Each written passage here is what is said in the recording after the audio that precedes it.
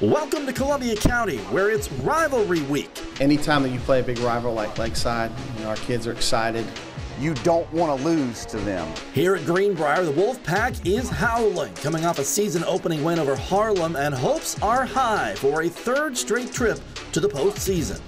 I feel real good about our ball club, and if we do enough right things, things are going to be good for us. Meanwhile, Lakeside has had 2 weeks to get over its Week 1 loss at ARC, a young Panther team aiming for a 5th straight playoff run. I know this team every single week is going to get better. We see it in practice every day. They practice just as good or even better at times than any team we've ever had. It's a Columbia County clash. It doesn't take very much to get excited about playing against guys that you've known and played against over the years. Whatever it takes to win the game, that's what they have in the back of their mind. And, because for a year you get to hear about it.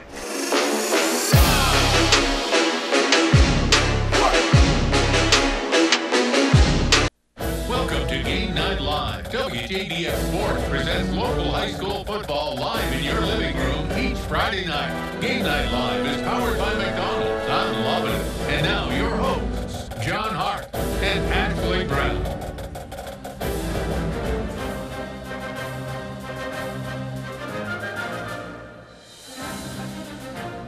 Well, we can see clearly now the rain is gone after 2 days of downpours. We are ready for football. Here come the Lakeside Panthers, the visiting team tonight, as they take on the homestanding Greenbrier Wolfpack in a Columbia County rivalry night here on Game Night Live. Good night, good evening, everybody.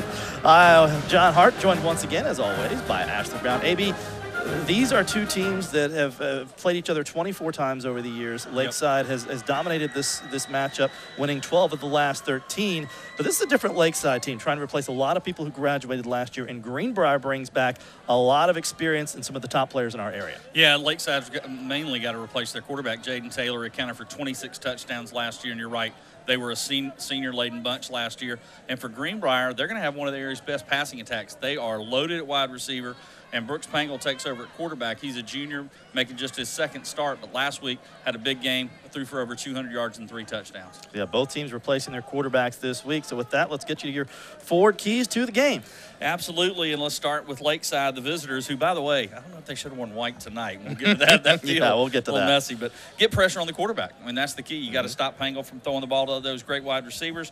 And then I think long drives have a big night for their running back, Evan Hutchinson, and their QB, Gavin Wright, for that matter. I think that's a big key. And then for Greenbrier, crowd the line, force Lakeside to throw the ball. Last week, or 2 weeks ago in their opener, Gavin Wright was 3 of 16 passing. Make him throw the ball, and then win the turnover and penalty battle. You're at home, play some smart football. You win that, you might win this football game tonight and go to 2-0, and the Greenbrier fans would absolutely love that. Yeah, Greenbrier 1-0 coming in after that win over Harlem last week. Lakeside comes in at 0-1 after the season-opening loss at Richmond Academy, then off last week. And we mentioned the field.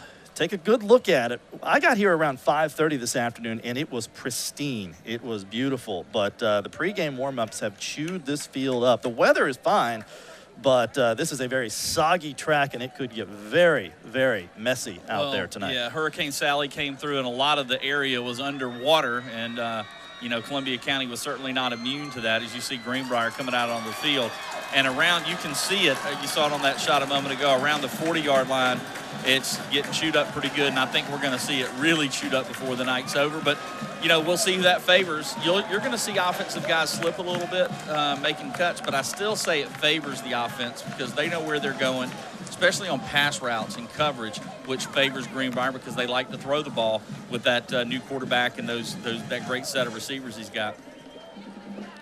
And you could make the argument that this is one of, if not the biggest rivalry game in Columbia County this year because an odd scheduling quirk. Greenbrier changing classifications this year. The Wolfpack don't play Evans for the first time ever. Yeah, that's going to be really strange. And you're right. I think Lakeside Evans might be the #1, but it's pretty close.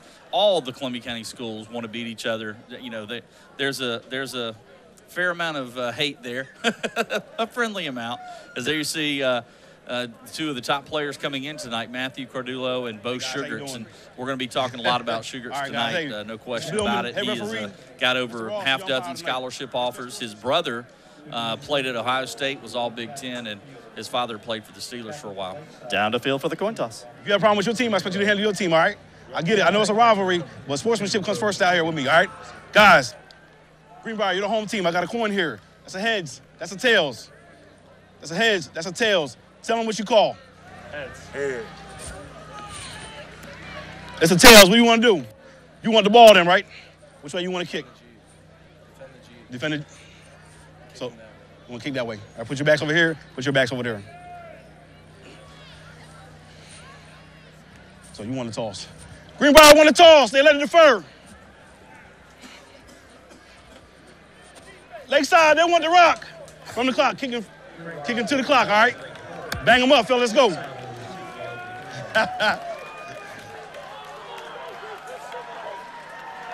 Interesting wardrobe choice by Lakeside for the coin toss tonight. If it was a clock, I could say Flavor Flav, but it was a Lakeside helmet instead. Yeah, that was interesting. Oh, boy. Yeah, pretty good. Pretty good stuff. All right. Panthers will get the opening kickoff. It's next.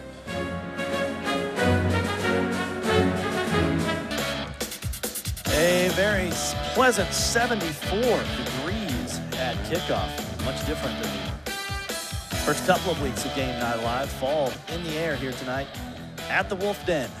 And Greenbrier will be kicking off. And bear with us, folks, because once these Lakeside jerseys get muddy, it might be difficult to make out the numbers.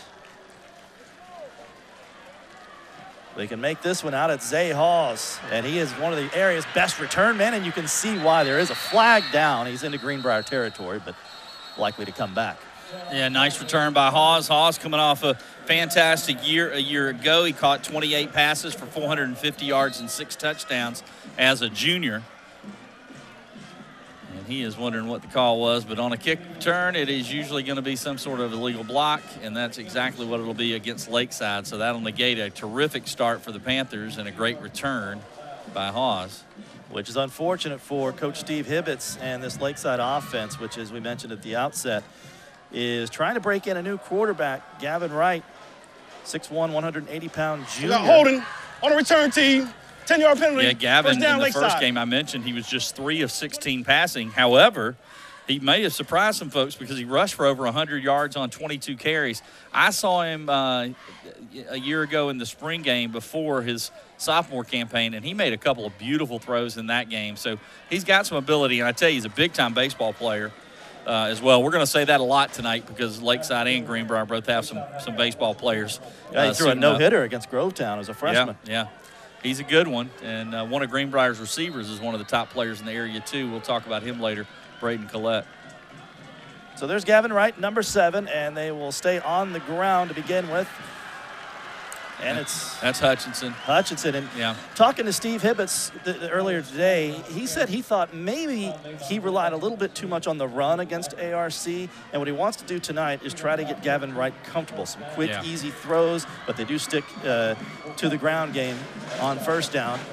Well, and that's what Greenbrier does. They averaged, they didn't average a huge amount throwing downfield. They were throwing a lot of short, quick passes, letting the receivers do the work after they made the catch. Not much doing on second down either, as it's Hutchinson again. Hutchinson, almost 500 yards on the ground last year and 5 scores, 72 yards in the season opener against ARC with a touchdown. Well, he had those 500 yards as the backup last year. I tell you, this is the kind of field and kind of game that suits him just right. He's a mutter. He likes getting it in the middle, between the tackles, barreling his head down and just running through people. So this field and this atmosphere tonight sort of suits him. Gave him 2, 3rd and 8. And this time Wright will keep, and he'll be well short. Yeah, good athlete, Gavin Wright, the junior. Both these quarterbacks are juniors, making their second start of their career at the varsity level. Gavin was the understudy last year to Jaden Taylor, who was the Columbia County Player of the Year with 26 total touchdowns, passes, and rushes. And for the Greenbrier defense, one of the key players, of course, is number 52, the big fella, Bo Sugarts. We mentioned him in the pregame. His father played briefly with the Steelers. His brother was an all-Big Ten lineman at Ohio State. And he gets good penetration there, but they go around Hutchinson him. To the end, and might have lost his footing in that muck over there. Yeah, we're going to say that a lot tonight. The tackle made by number 9, I think that was Feldham who made the tackle. And that'll bring up 4th down. And going back deep to receive is Jackson Smith for the Wolfpack. One of the 2 Smiths on this Wolfpack team. He and his brother Maddox are twins. Maddox, another one who's a fine baseball player. And real important to get a good punt off here, not to give up great field position to a very good Greenbrier offense, at least from what we've seen early on this year. And yep, it's like a sand wedge. It just sticks in the green down at the 40-yard line, and that is where the Wolfpack will take over. Well, I've had a plugged shot in a golf. I don't know if we've ever had a plugged football. We might have it tonight before it's over. Could happen. As you see, there's a good shot of the field where it's getting chewed up. It's just so muddy. And we're just getting started. Yeah, just getting the game going. And get a chance to see these fine Greenbrier wide receivers for the first time. The leader of the bunch is number 6, Braden Collette. He's at the top of your screen. Also keep an eye, or actually he's in the slot here at the bottom of your screen. Also number 17, Davin Driscoll, and number 10, Malik Leverett.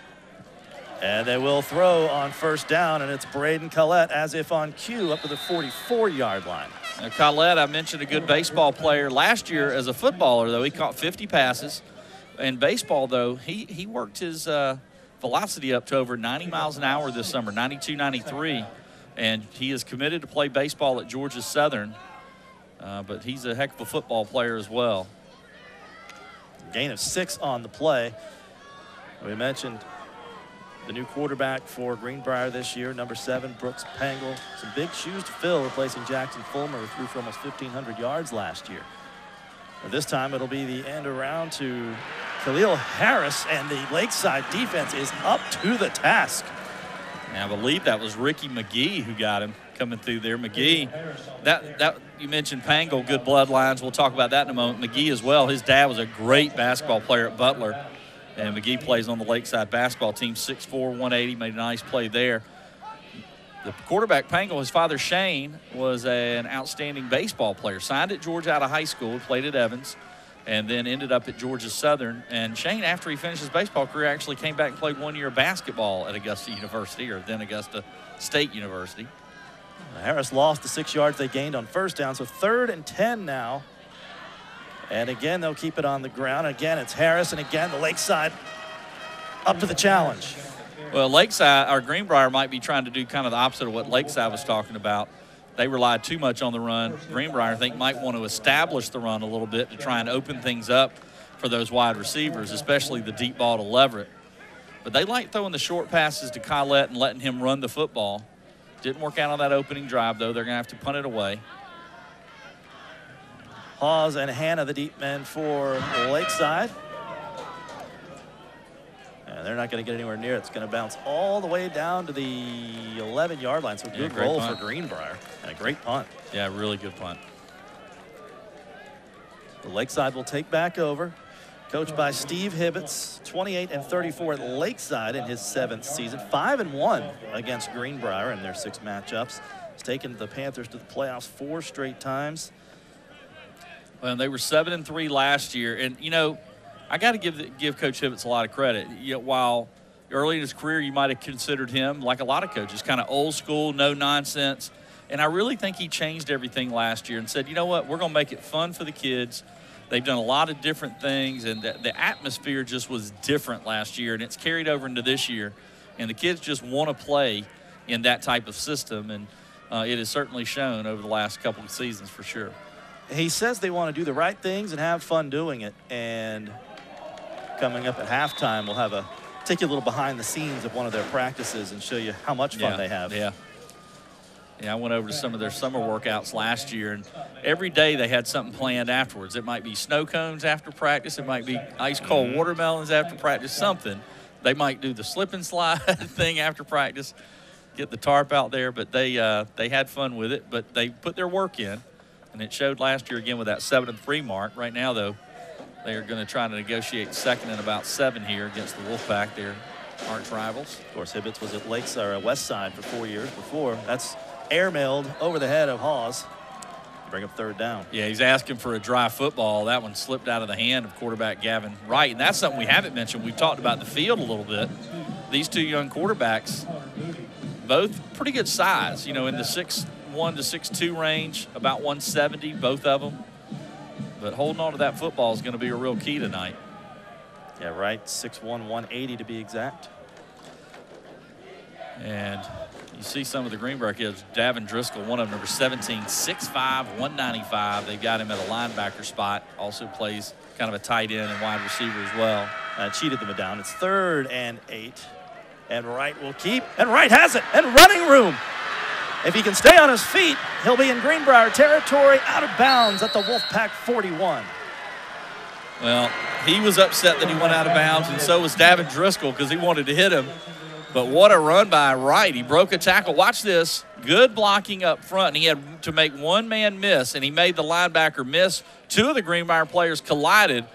And then Wright Hawes trying to block downfield. Wright made the defensive back miss. Great run by the young quarterback. 45 yards. And the Panthers on the prowl here with 6:28 to play in quarter number 1.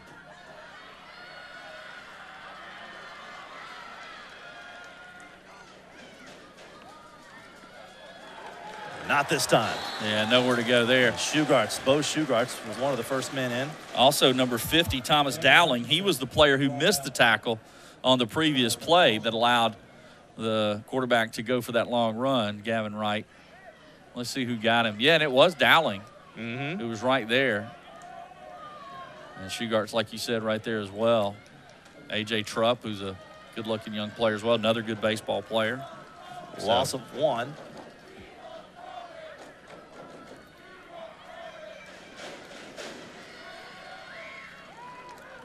Right, and again, the wet football almost intercepted.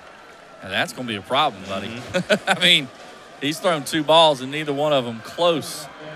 Well, take a look at this clearly. Do you even try to throw it when you have this going on? Maybe, I don't know, get him a throwing glove.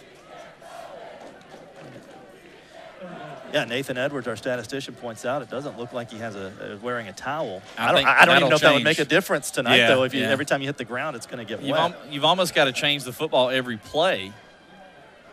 But if you're Greenbrier now, I think you sort of focus on the run and not worry too much about the pass. This is Hunter Moody with running room, and Moody with a first down inside the 30. Yeah, Moody, not a lot of size, but boy, he's quick, he's tough, kind of hard-nosed player. We mentioned how many young players Lakeside has. Moody, one of the seniors on this team. Yeah, he is. And, again, if you're Greenbrier and you saw some guys slipping, I do think this favors the offense. I know you're going to see back slip, but I think it's still this weather in this field favor the offense over the defense. But, I pack it in and make them throw the ball. I mean, that's what you got to do. Moody. Right, will keep again. Pickup of 2. This is just going to be a matchup of whose line of scrimmage is better. Funny how it always happens like that, isn't it? Yeah. Because, again, if you're Greenbrier, pack it in and make Gavin Wright throw the football. And sort of the opposite for Lakeside. Lakeside, you want to get after Pangle a little bit. Pangle's first throw looked pretty good.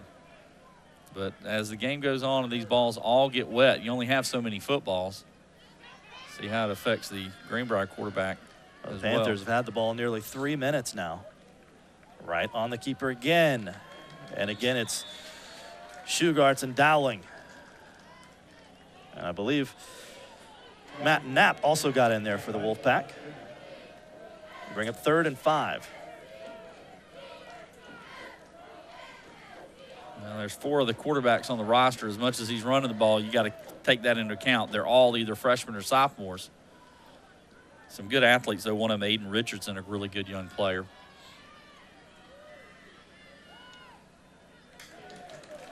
The pass is complete, but well short of the line to make. Yeah, Manning making the catch, and that pass, actually looked a little better as Tyrone Manning made the catch. Yeah, Manning was one of the few Panthers to catch a pass in their season opener when the offense struggled, just 6 points against the Musketeers. Going to bring up 4th down, 4th and about 8 here from the 26-yard line. Well, last year they might have took a shot at a field goal. They had one of the best kickers in the area, Will Hadaway, and unfortunately in the offseason he got a pretty severe injury and is going to be out the entire year with a broken hip, right, John? Fractured his hip, His hip, while working out during the summer. So they will go for it on 4th down. Both of these teams breaking in freshman kickers this year. And now we'll have a timeout. The Panthers want to talk about it. That is a Georgia Department of Public Health, East Central Health District timeout. We welcome them aboard this year. So we'll take timeout with them. Still no score. 3:30 left in the first quarter. 4th and 8 from the Greenbrier 26-yard line. Panthers trying to keep this drive alive in a scoreless first quarter. And it's right. And it'll be a turnover on downs. Well, with the balls the way they are and the way a couple of these passes have looked, you didn't want to take a chance there. Steve Hibbets at least didn't want to, but it's hard to get those 4th and longs running the football. Picked up about 3. So Lakeside ran about 4 minutes, actually 3 minutes and 56 seconds off the clock, but comes up empty, and the Wolfpack will take over. And our second look at Brooks Pangle. In the backfield behind Pangle, number 24, Khalil Harris. And he'll get another carry. Ooh, nowhere to go, though. Nope. Good job up front. That was Big Cardulo, number 72. His brother was a key player on last year's team. Matthew, 6'3", 270. One of the team captains. Cardulo, a 4-year starter, all region the last 2 years. What they're really proud of is a 3.8 GPA. Yep. Get some interest from Division II schools. No gain on the play, 2nd and 10.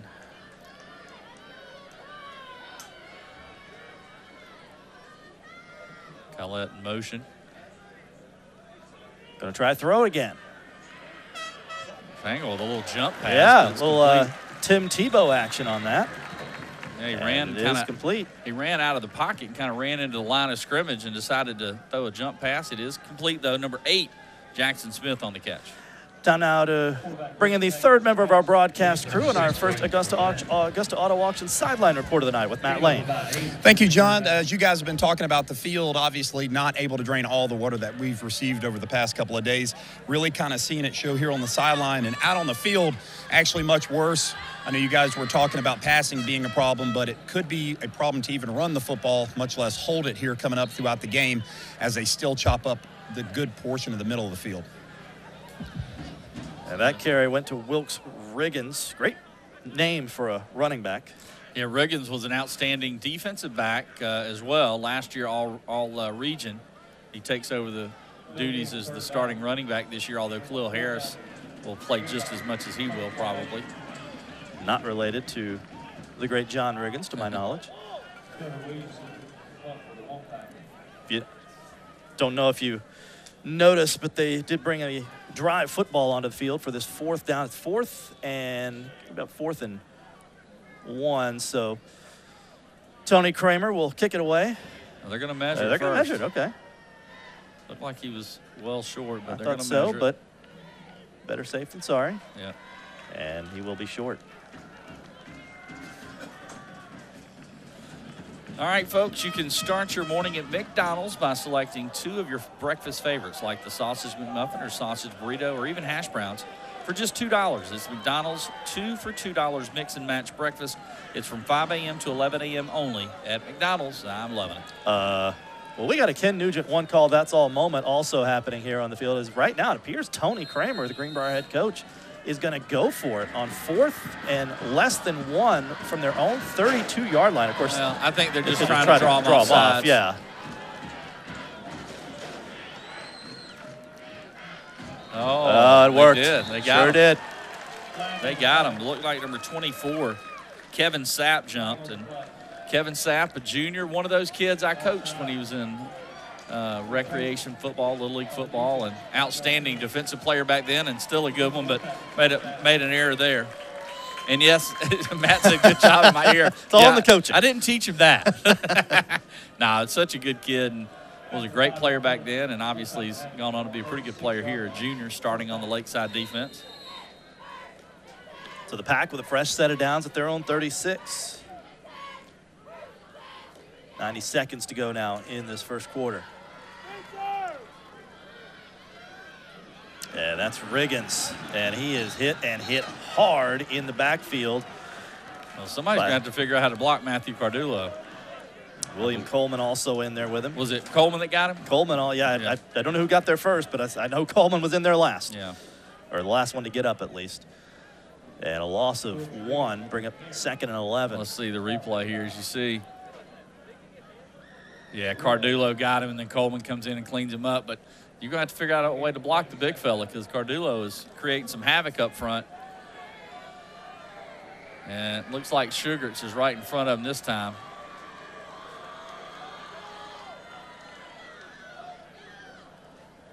This is Riggins. And Riggins with a punishing run across the 40. Look at, he's got a bunch of grass and dirt in his helmet now. Look at. Well, John Madden would absolutely love that look, wouldn't he? Love it. You see the replay, and the good thing they weren't running to this side because Cardulo got past Sugarts, who slipped. And the tackle made by number 5 for the Panthers. That's Tamarcus Elam, and he's one to keep an eye on. He's only a sophomore. I think he is going to be an outstanding player in his career here at Lakeside. And down the road, maybe a really good offensive player running the football. Right now, he's focused more on the defensive side of the ball, but can run the football as well. And more importantly, makes it 3rd and manageable, or at least it did. That's the end and of the that'll first quarter. bring us to the end of the first. So an entertaining first quarter, not a whole lot of scoring, or any for that matter, but a lot of back and forth. We're through 1. Lakeside 0, Greenbrier. Big 3rd down for Greenbrier as we begin the second quarter of play in a scoreless game. The Wolfpack facing 3rd and 3 from their own 43. Oh, nice fake. And it'll pick up the first down up near midfield. Beautiful, beautiful play call by this Greenbrier coaching staff. One of my favorite plays in football, too. That little pitch, and then you hand it back going the opposite way, that little misdirection. Just love it. Pickup of 6. And you see the instant replay, fake the pitch, everybody going that way, and there was a little crease for the running back. And we got our QBs by the quarter, brought to you by Culpeper Ace Hardware. We'll get to those right after this play. And the Pack will go back to the air, and too much. Overthrew Driscoll, and they missed Leverett a couple of times deep last week, I heard as well. Still had big numbers, did Pangle. Pangle, 14 of 20 for 205 yards and 3 touchdowns. Our QBs by the quarter brought to you by Culpeper Ace Hardware. Gavin Wright, the quarterback from Lakeside, 1 of 3 for -2 yards passing, but he did have 5 rushing attempts and 55 yards. And Pangle, 2 of 2 in the first quarter for 14 yards. That's our QBs by the quarter, brought to you by Culpeper Ace Hardware. So 2nd and 10, 3rd and 9. All right. I believe the ball came loose, but I think the Pack got back on it. Yeah, it looks like a trio of Pack players there with the football. That won't be the last time the ball comes loose tonight. I would not be surprised if it's a couple more times. Yeah. And by the way, while we have a second, before the game tonight, they had a moment of silence as the local community lost one of the great athletes in Evans baseball history, and his daughter is actually a softball player here at Greenbrier with the passing of Chris Halliday. Halliday and he leaves behind his lovely wife Lisa and 2 children, and man, just thinking about that family. Barbara Ann, his wife, and his husband Bob, 2 of the finest people you'll ever meet in your life, and he provided one of the best sports moments in county history. I'll tell you about that after this play. Is Leverett, the sophomore standout, makes his first catch. But Chris Halliday ended his career, his final pitch as a senior. He hit a home run in the 17th inning to beat Sprayberry to win the 1993 state championship. And then 4 years later, he has a home run, a double, and 3 hits and drives in 3 runs to lead Kennesaw State to the national championship in baseball as well.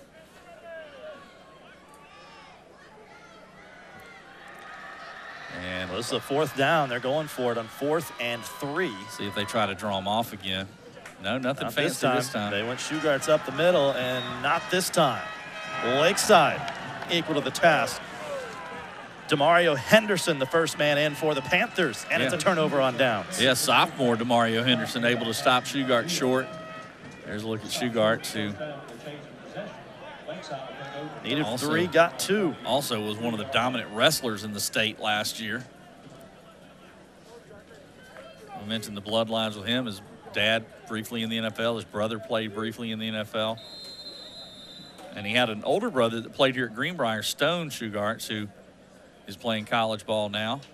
And Bo has offers from Air Force Academy, Morehead State, and a total of over 6 offers, about 7 or 8, if I'm not mistaken. Right. Goes left. No gain. Yeah, Driscoll there, Davin Driscoll, and there's a penalty flag thrown down at the end of that play. I don't know if Driscoll tackled him too high. I don't know. No, the Lakeside coaching staff seems angry, but I don't know if it was about the play or about the penalty. He tackled him, but let's see if he got him up to maybe horse collar or something. I don't think it was on that block. He did a good job stringing that out. Oh, he might have, he got him up high, might have got the face mask. And see, the flag comes here. Maybe he got him out of bounds. Still talking about it. Here we go. They may wave that one off. Let me see. We got a face mask. Nope, face mask. On the defense. A 5-yard penalty. Still first down. So he didn't pull on or anything, just got his hand up on the face mask.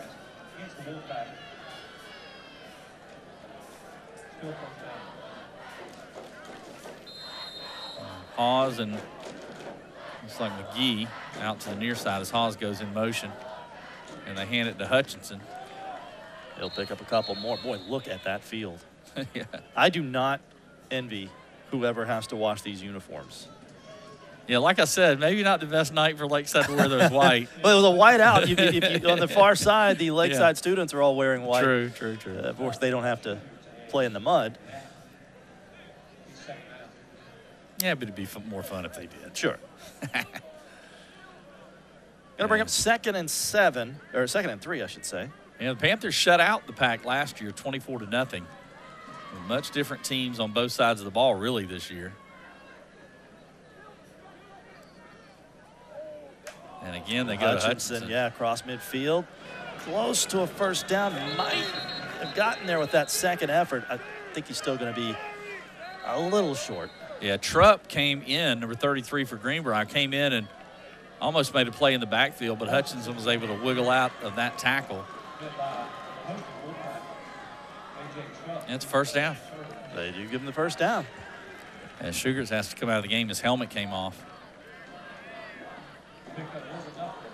So good job by Hutchinson picking up the 3 he needed. Fresh set of downs for the Panthers into Greenbrier territory now at the 47-yard line. I wonder if they're going to test the football in the arm of Gavin Wright again. Nope. Tried and true. Hutchinson. Oh, and he got big hit and hit hard by Darius Danner, senior defensive back. Yeah, Danner came up almost through kind of a little hip at him. Watch this. Not your normal tackle, but came with enough force to knock Hutchinson off his feet. No, he got him with the shoulder. Man, a big hit there. Not before Hutchinson picked up 3.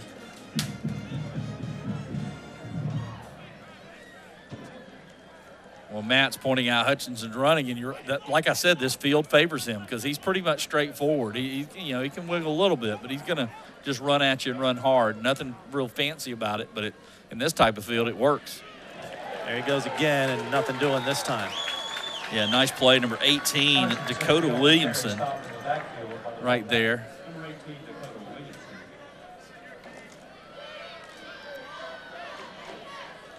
Well, one thing Lakeside is doing, though, John, they're keeping the football away from Greenbrier. Well, they held it for 4 minutes in the last drive, came up empty. Greenbrier's got all these weapons with Leverett and Collette and the quarterback with a real good arm and real accurate thrower. And if you're Lakeside, you want to keep them off the field if you can, and that's what they're doing with the hefty dose of Hutchinson and sprinkling in some runs by Wright. They've had it for almost 3 minutes on this possession. Yeah, when Hutchinson's done, he's going to look like he plays for the old Cleveland Browns. Those brown jerseys. Well, I guess they still have some brown jerseys. This time it's Lakeside. If you missed the news earlier this afternoon, Hepzibah's football program has had to shut down for a couple of weeks due to a COVID positive test in their program. So they'll be shut down. No game tonight against Warren County, no game next week against Jefferson County. We have a game here, Lakeside. Greenbrier still scoreless in the second. Big third down for the Panthers. 3rd and 8 from the Greenbrier 45-yard line. A fired up Greenbrier student section. They always are here at the Wolf Den.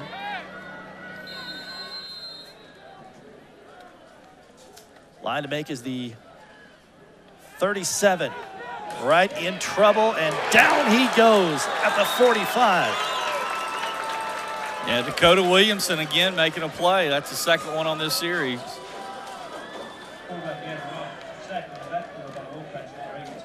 Well, that's going to be a loss of 10 yards.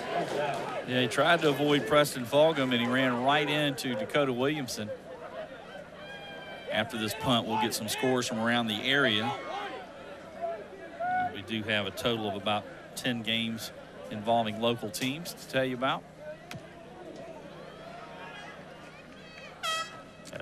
Fair catch called for and taken by Jackson Smith. Well, looking at the scores from around the area, Evans jumping out in front of Harlem early. It is 14-0 Knights as they try to go to 3-0. Aquinas blanking Jenkins County. It's 21-0 there. Washington Wilkes, boy, Cross Creek is really struggling. They've given up almost in 10 quarters of football, excuse me, almost 200 points and have yet to score. They trail Washington Wilkes 30-0 in the second. Also, Augusta Christian on top of Heathwood Hall, their first real test. It's 7-3 in the first quarter, and Augusta Prep and Glasscock County are tied at 7. Well, that Evans team looks impressive in the early going here. Pack gonna throw, and just over the outstretched arms of Collette. Yeah, Collette caught a couple of touchdowns last week. Over 50 passes last year, and that time the ball just outside of his reach. Well, I mentioned Lakeside, coached by Steve Hibbets. We haven't talked much about Greenbrier's head coach, Tony Kramer, 20-33 in his 6th year here, but he has led them to the playoffs each of the last 2 years. In fact, he led them to their first playoff appearance since 2003, a couple of years ago, and has really brought some stability to this program. They had 4 coaches in 9 years before he arrived, as a minimal pickup on second down and a hard hit. But Kramer came in, stabilized this program. He was no stranger to the area. He was the head coach at Columbia Middle for 10 years before he came to Greenbrier and led them to 3 unbeaten seasons. As trying to catch a number on the defensive player, couldn't do it. Our apologies, but a nice hit. Again, as it gets muddier and muddier, these numbers are going to be harder and harder to make out.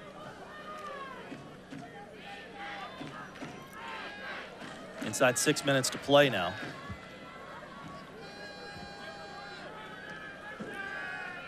Throwing again, Pangle. This is going to come back, whatever it is, and so he'll run out of bounds. And everybody in the stadium says holding. Well, that's the only way they've been able to block Cardullo tonight is holding. He has been outstanding so far. And this one's going to come back, as you said. Going to get a chance to see Pangle thrown on the run. On the offense, number 57. One thing with Pangle, still he third has down. been to all the camps. He studies this position, works at it. He's got all the mechanics down. It was just a matter of him getting a little bit of size, and he has sprouted up in the last couple of years to about 6'1", 6'2". And if he has some muscle, he's got a great arm. This kid's got a chance to be a really good quarterback here this year and next year, just a junior. Boy, this is going to be a costly penalty. Yeah. All the way back to the 15-yard line. Yeah, and they got to get all the way up to the 38. Yeah, 3rd and 23. Yeah. Yikes. So we'll see what the aforementioned Tony Kramer dials up on 3rd and 23. I would imagine it would be some sort of short pass to either Leverett or Collette and let them try to run the football, after the catch. Unless you just don't want to take the chance at all.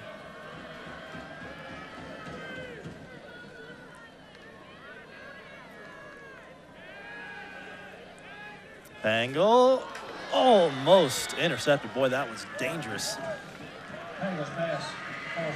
And the Lakeside defense, with help from the holding call, with another stand.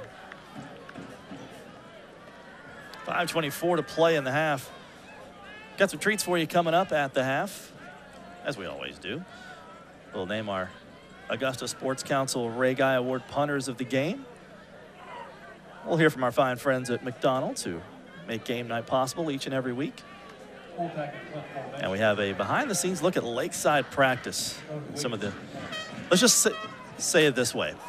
As Lakeside's going to have great field position. His knee was down at the 42-yard line.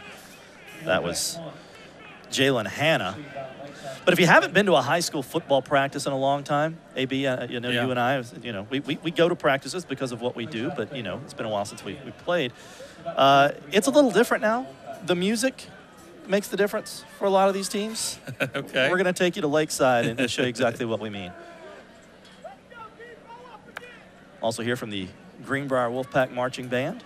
All that coming up at the half, but still 5 minutes and 19 seconds left to play in the second quarter.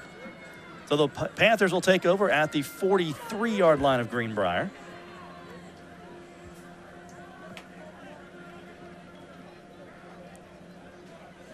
Great field position for the Panthers. See if they can make something happen. Here's Hawes. Yep. They want to get their playmakers in space, and they get Hawes to the 32-yard line.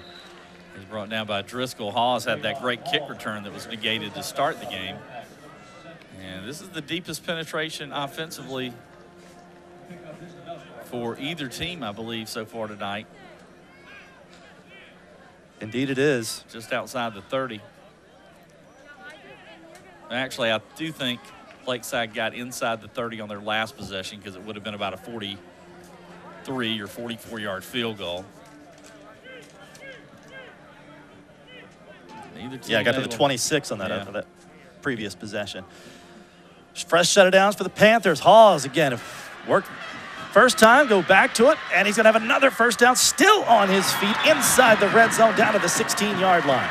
Yeah, brought down finally. I believe it was Driscoll who got him, but not. And Hawes right now is a change of pace. You've seen Hutchinson running the ball. Hawes able to get to the corner and use some speed as brought down by Driscoll. But Zaylen Hawes has been a nice little change of pace for this Lakeside offense, getting him the ball. Plus, you're getting in the ball with a running start as he's coming in kind of these jet sweeps from his receiver spot. 16 yards on the pickup, and now Lakeside with its deepest penetration of the night. And they'll go to Hutchinson to the 15. Well, there goes Bo Sugarts with the play. We're going to say that probably a lot tonight and a lot this year for those of you that follow Greenbrier.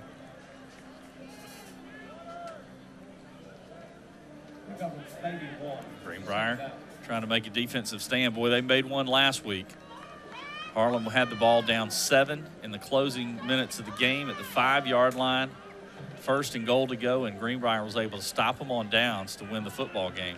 And Coach Kramer giving huge credit to Khalil Emery for stopping a long Harlem touchdown. It was a 74-yard run, by the way, that got him to the 5 by Cam Garnett, and he was tackled from behind by one of the DBs as Shugart's able to make the tackle there. He grabbed him by the ankle. I think he looked like, I thought for a second he came away with a shoe cleat, but he didn't.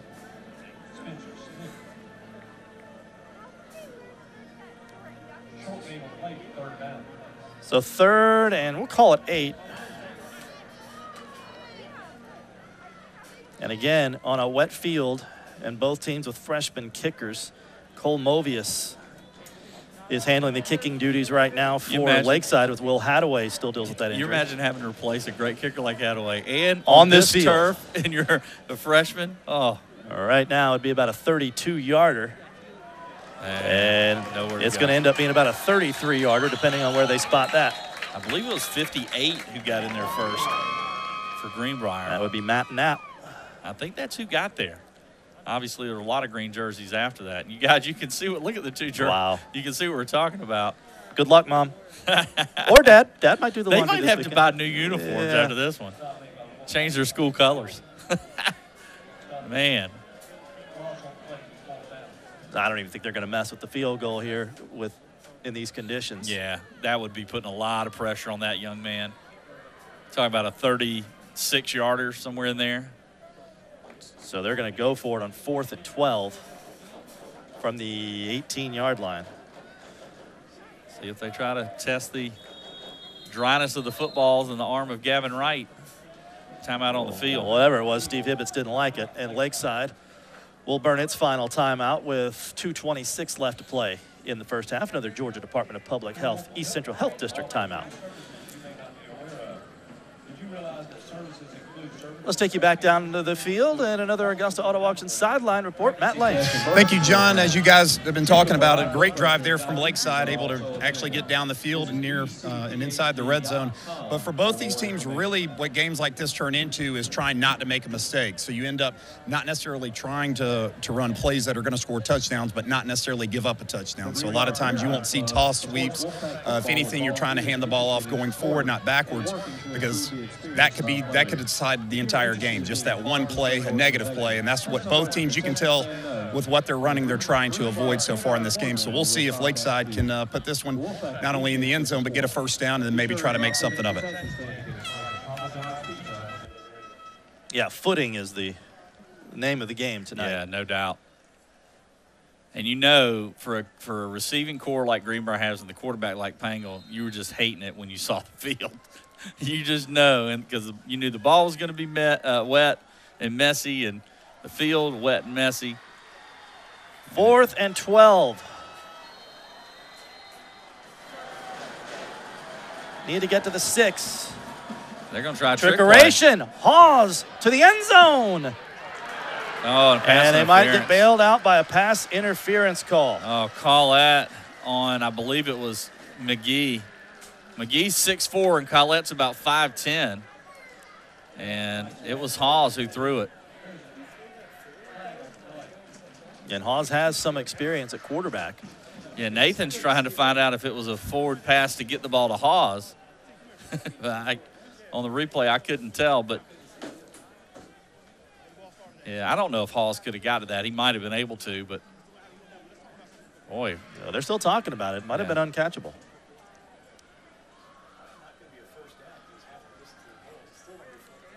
Yeah, it'll be, as Nathan's pointing out, it's only half the distance, so it'll be an 8.5-yard penalty. So it would set up 4th and 3.5. It's only half, so it's actually maybe a smart penalty for Collette, because it's still going to be 4th down, and you stop what could have been a touchdown. Like I said, don't know if he could have gotten all the way back to the football or not, but about to find out. Pass interference on the defense. Still 4th down. Still 4th down. Yeah, 4th and about 3.5. After they mark this off. Well, if you're going to... They're going to try to kick it, I believe. With the extra yardage, they will try to kick it. This is going to be a 26-yarder. And Cole Movius, the freshman, playing in place of the injured sophomore, Will Hadaway, who was the starter last year and had such a great year. Wright will be the holder. They did bring in a new football. Yeah. It's going to be tough tonight in the kicking game. So, after all that, we're still scoreless. But again, you talked about it, AB. Lakeside runs another 3 minutes off the clock if your goal is to keep the hands out of this Greenbrier offense. Well, absolutely. Yeah, no question. I mean, they ate up a ton of clock. Now, Greenbrier's got to go the length of a very messy football field in 2:20 if they plan to score. So if you're Lakeside, I got to tell you, the game and the way it's going in the field, I think favors Lakeside's style more than Greenbrier's. Even though I think Greenbrier has more playmakers, I think the style favors what Lakeside does. You told me before the game you thought the wet field favored the Panthers. Again, just because I know they want to air it out with, you got a kid like Pangle can throw the football, and you got these big receivers, and then you got the sure-handed Collette. And Lakeside, again, just great job getting in the backfield. And there's Cardulo again. He is dominating up front, 72 in white, although it's not necessarily white now. The game's been going on a while. Big fella, 6'3", 270. And you saw him at the coin toss if you were watching. He was the captain for the Panthers, and he's showing why. Harris lost a couple. Harris is the returning rusher, or leading rusher on this Greenbrier team, but he lost 2 there. And clock ticks under 100, down to 100 seconds. Wolfpack going in reverse. And Pangle's going to throw it this time. They will try to throw. And they will complete this time. And still on his feet, that is Collette. He'll have the first down up to the 27-yard line. Well, he was a national finalist for the Max Prep Player of the Week last week. He caught a similar pass and took it to the house. And you see why they're dangerous. And he makes the catch, makes a man miss, makes another guy slip, and big first down there, getting the ball out of there deep in their own territory. And well, let's see if they try to. Gain of 19. Yeah, they're going to see if they try to throw the football and just keep moving it down the field here. They haven't had a lot of success running it. Still on his feet across the 35, out of bounds at the 40. That was Harris on the little screen pass. So back-to-back, the 2 biggest offensive plays of the night for Greenbrier, and another first down at the 41-yard line. Yeah, pickup of 11. A couple of nice plays. Good plays for your quarterback with a wet football, too. Not necessarily those deep throws, able to just give his guy a chance to make a play. And in both cases, his receivers, or in that case, the running back, did just that. To the air again. This time it's Leverett. He's got another first down into Lakeside territory. Yeah, that kid right there is a sophomore, folks. Remember that name, Malik Leverett, 6'4", 190. Last year caught nearly 30 passes, including 4 touchdowns.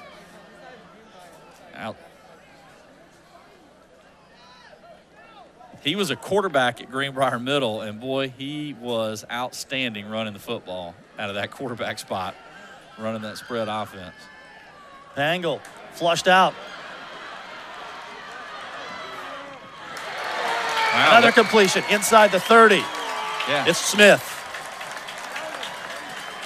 Jackson Smith, and it looked like Pangle might have been just throwing that football away, and instead Smith makes a great catch. Watch. If you watch Pangle, it looked like he had kind of given up on the play and was just going to kind of throw it away. And no, he threw it. He gave his guy a chance, and Smith makes a heck of a catch right off the turf. 3 straight first down plays for the Wolfpack. Now they want it all. And they've got it. It's a touchdown. Malik Leverett. Well, that was that back shoulder throw and just let your receiver make the play. The defensive back never knew where the football was. Big mistake there, and what a drive. In less than 2 minutes, they go the length of the field. Watch, the defender never knew where the football was, Manning. And then he gave up on the play. He could have easily gotten Leverett out of bounds. He gave up on the play and just walked off the field there. Weird play for Tyrone Manning. I don't know if he knew where he was on the field or not, but an easy touchdown for Leverett. 28-yard touchdown catch. And Wilson Donnelly, our first look at Greenbrier's freshman kicker with the extra point. He's also the quarterback on the JV team as well, Donnelly. And just like that, Greenbrier 7, Lakeside nothing. Well, it might have been the first one to score wins in these conditions. And, boy, Greenbrier looked like a different team on that drive, speeding up the offense, speeding up things. Sometimes, you know, when you go no huddle kind of, you let that change of pace works. And, boy, it worked right there for Greenbrier, speeding up things and letting Pangle throw the football around. Yeah, a lot of the predictions for this game had at least one, if not both teams scoring in the 30s, but I don't think a lot of those predictions realized we were going to be playing in a swamp. Yeah. Well, terrific drive, though. They got the ball back with 2:20, and they went nearly the length of the field. Pangle. In a minute 45. Yeah, he hit Collette, then he hit Harris, then he hit Smith, then he hit Leverett. 4 different receivers. Actually hit Leverett twice. So 5 for 5 to 4 different receivers for Pangle on that drive. The drive went 90 yards in 6 plays, took a minute 45 off the clock. Well, he completed 70% of his passes in their week 1 win. And here goes a nice return. Here we go. Yeah, still on his feet is Jalen Hanna, and Hanna gives Lakeside field position at the 43-yard line. Only 26 seconds left. Yeah, first time we called his name, and that's one thing Lakeside is not necessarily, and that's a quick strike offense. They struggled against Richmond. They had one touchdown. That was an Evan Hutchinson touchdown run in that 12-6 loss.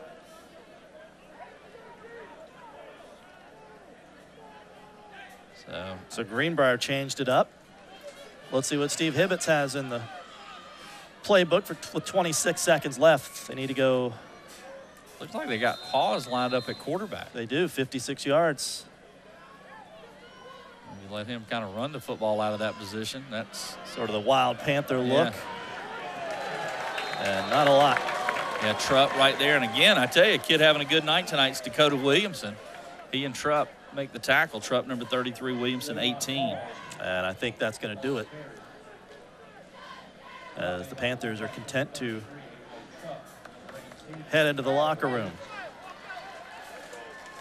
Now, for just one score, pretty entertaining first half for sure.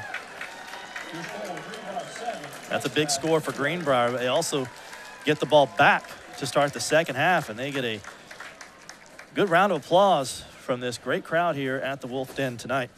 So we're through 2 quarters of play. Halftime show is coming up next. Your score at the half: Greenbrier Wolfpack 7, Lakeside Panthers 9.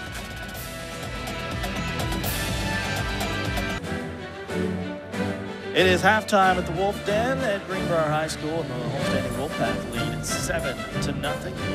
Wolfpack marching band is about to perform. I don't know that they're going to let them go out on the field, but we'll find out.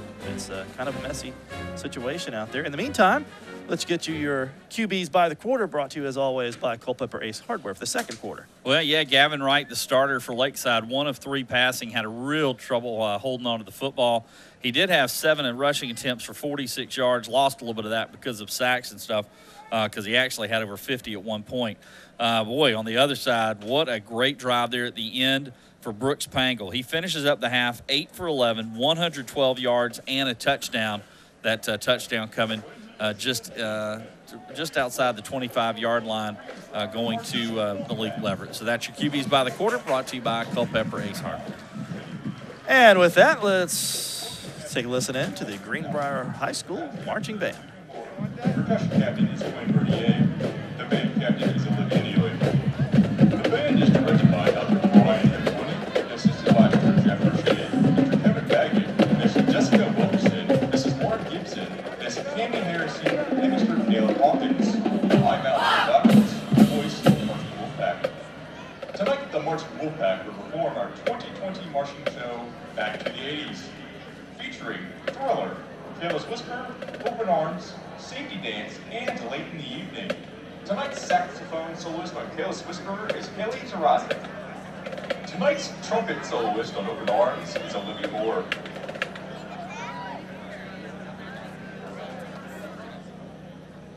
Drum majors, is your band ready? Drum major.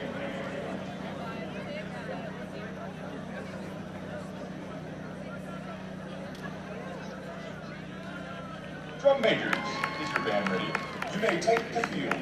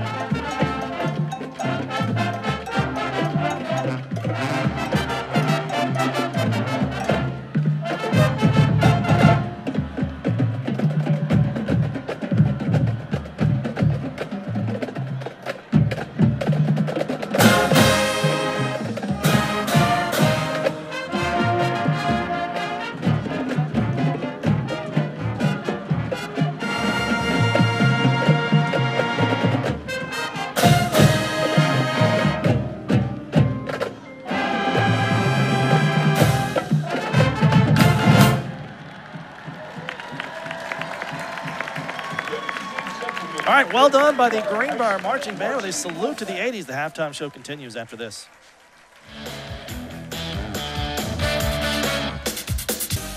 Halftime show continues. Greenbrier leading Lakeside 7-0. This year we want to interact with you each week, every week of the Game Night Live season. We ask you a question online at WJBF.com. This week's question was, not all the plays drain the clock. What's an example of an untimed play? And, well, we kind of skipped ahead a little bit. Pretend like you didn't see that, and we'll then tell you that most of you answered correctly with point after touchdown, took 84%.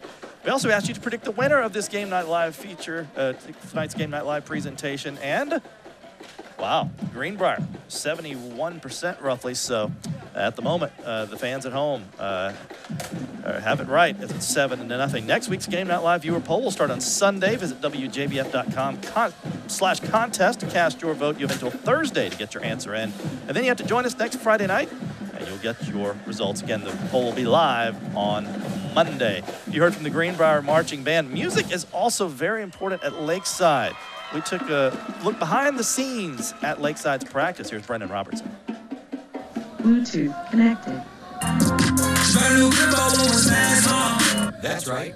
We're talking tunes. In this day and age, you've got to have the right music at practice. Lakeside head coach Steve Hidditz is a firm believer. Okay, so let me tell you, I love music anytime I work. And if I have the right music, it puts me in the right mood. Almost as important as the music is who gets to choose it. Hidditz delegates that to his defensive coordinator and music coordinator, David Holland. I really feel like it's because, I'm the young guy around here, so he's like, give the young guy all the work. But, I take it in stride. I appreciate that he thinks enough of me to give me the opportunity to do it. Hip-hop is the favorite among players, and like a well-executed game plan, the music matters. It's very important. It's what gives me energy to keep driving through the practice throughout the day. I think it's very important because, it's hot. Kids are tired. It's hard sometimes getting them out here, trying to get them going. But, playing the music that they want to listen to, playing the music that gets them upbeat and whatnot, I think that's really important for the tempo of practice. I think that's really important for the energy of practice. You don't have any energy at practice, you can't get anything done. You don't get anything done, you spend your wheels, waste your time. He does really good. He actually mixes in some of my music occasionally. However, when I feel like just the need to take over, I just do it. That means the players get a taste of hard rock and hair bands. In Augusta, Brendan Robertson, WJBF News Channel 6.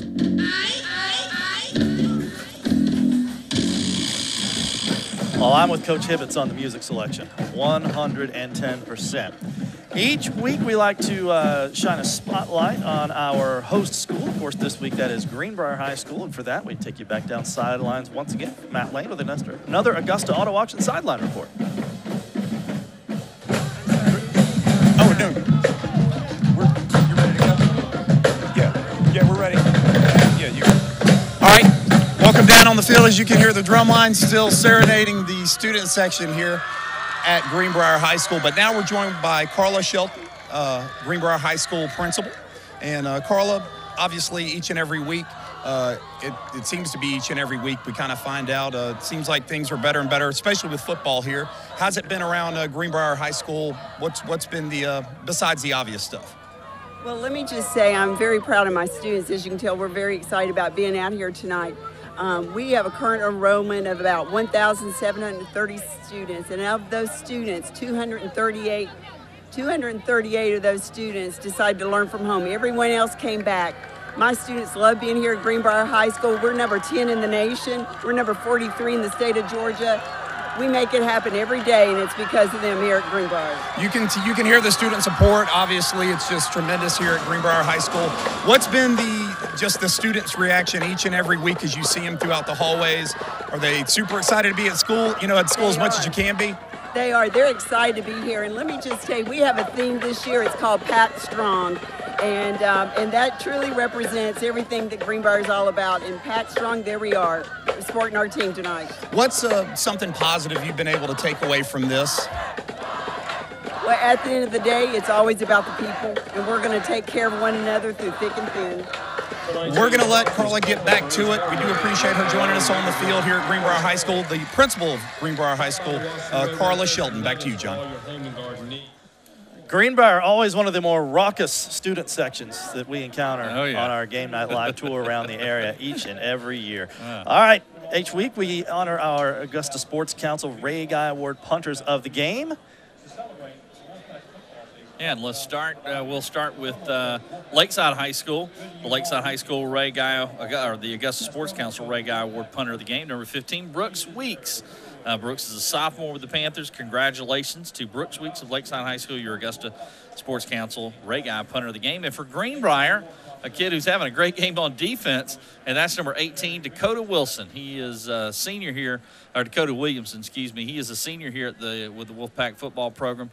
Congratulations to Dakota Williamson from Greenbrier High School, your Augusta Sports Council Ray Guy Award punter of the game. And with that, we are almost ready for the second half. Greenbrier will have the second half kickoff. They won the toss and elected to defer. That's coming up next. Thanks for watching the halftime show. The second half coming up. Greenbrier leads 7-0.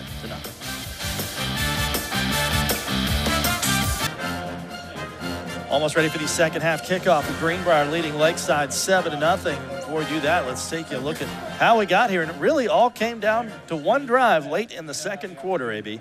Yeah, and it's they just kind of opened it up and let Brooks Pangle do his thing. He hits Collette here, his senior wideout. Collette made a man miss. Then he, and again, he spread it around. Here he throws to Khalil Harris. Harris makes a nice move and makes a couple of players miss to pick up good yardage. And this is where they said, you know what, we might have something here. And Pangle keeping it in the air. And this time his third different receiver, and that was Jackson Smith, who made a heck of a catch right above the turf. Yeah, that's a much better catch than it looked like in real time. Yeah.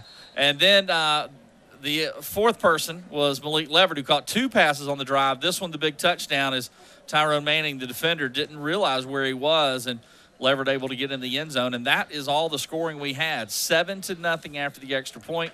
Greenbrier leads over Lakeside. And by the way, I misspoke in the first half. Will Hadaway, who fractured a avulsion of the hip. I was thinking he was going to be out much longer. Apparently, he might be back in as October, early as October. Said, yeah. I was thinking when I heard the injury this summer, I said, man, he's going to miss the season. You hear broken hip, you know, you assume, but apparently he's going to be back. Well, you look at the first half stats, three of the things really stuck out to me, and that is that Lakeside outrushed Greenbrier 109-14, but Greenbrier outpassed Lakeside 112 to -2. Yeah. And you look at the time of possession, we mentioned Lakeside trying to hang on to the ball. They did. They kept it for 15 minutes and 2 seconds to Greenbrier's 8 minutes and 58 seconds, almost twice as much, but Greenbrier's got the lead. Other than that, everything's close. Total yards, 107 for Lakeside, 126 Greenbrier. Turnover, 0-0. Penalties, 2 for Lakeside for 15, 3 for 30 for Greenbrier. 27 offensive plays for Lakeside, 24 for Greenbrier. The difference, time of possession, but the bigger difference is Greenbrier punched one in, and that's where we stand, 7-0 going into the second half. And boy, what a lift for Greenbrier. That long drive, again, they had 2:20 to go. They were backed up deep in their own territory after the missed field goal, and they took it the distance. Give them credit. They did not decide to sit and just take it to the half. They were aggressive, and it paid off. Well, Lakeside also had a couple of long ball control drives in the first half, but came up empty both times. And by the way, for Brooks Pangle, this is amazing. He has played in 6 quarters as a varsity quarterback, and in those 6 quarters, he is 22 of 31, 317 yards, and 4 touchdowns. Pretty good start to his high school career. Not too shabby. So again, the Wolfpack will receive this second half kickoff eventually. Malik Leverett, Braden Collette, some of the names we've called out quite a bit tonight going back as part of the return team. Yeah, Leverett 3 catches in that first half for 47 yards and a touchdown. Yeah, and this kid, man, just a sophomore. He is a special player. And that name's familiar. If you've been around Columbia County, you know the Leverett name. They've had tons of really good players, both for, several schools. You know, they've all had a Leverett, whether it be Harlem or Greenbrier or wherever. And he's just another in the long line. Just like Hawes, on Zaylen Hawes, just like Hawes on the other side. That name very familiar here in Columbia County. So we're ready to rock. Cole Mulvius will kick it away for the Panthers. And they are not going to have any part of Leverett. Greenbrier will take over on its 31. Yeah, fair catch by one of the up men that time, Dowling. And Greenbrier, fresh off that nice drive to end the first half, will test Lakeside's defense once again. The best part for Greenbrier, the key to this game, John, is look how clean Brooks Pangle's uniform is. Wow. That's a great point. They've been able to keep him upright, and when you do with their receivers, you got a chance to make something happen. So the Pack will start from their own 32.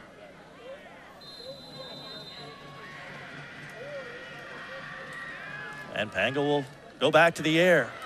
And he is dangerous when he gets out of the pocket. And once again, he finds his man, and once again, guess who? Yeah, Leverett with another good catch. 4th catch of the game. Puts him over 50 yards. He's got the touchdown as well.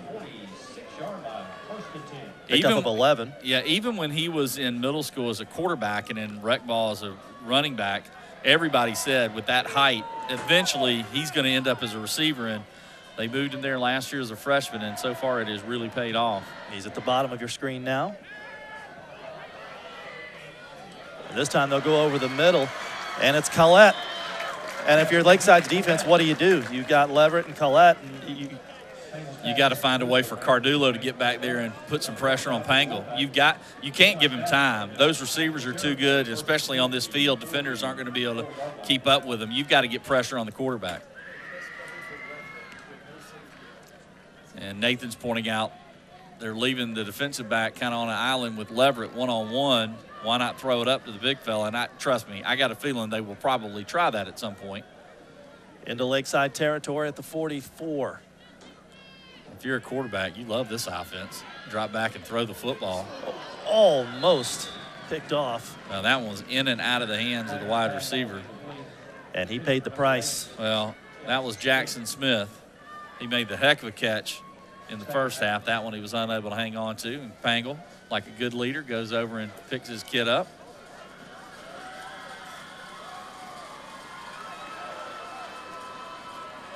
And if you're Lakeside, somebody's going to have to make a play. And it's got to be that defensive front. They've got to get pressure, whether it's the line, blitzing with the linebackers.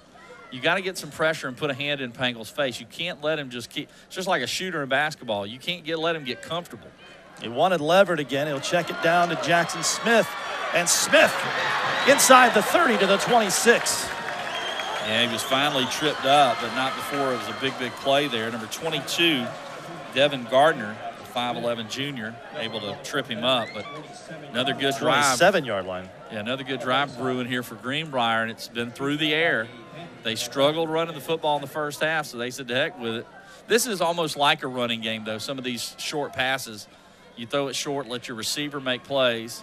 Good blocking downfield. This reminds me a little bit of what the Atlanta Falcons did last Sunday. Of course, a little too late, too late for them, but once they went away from the run and started to throw the ball, they started to move it. Yeah, over 400 yards for Matt Ryan in that game. But who's counting? Pangle to Smith. Pylon. Touchdown. That's Collette. That's Collette. That was Braden Collette. My apologies.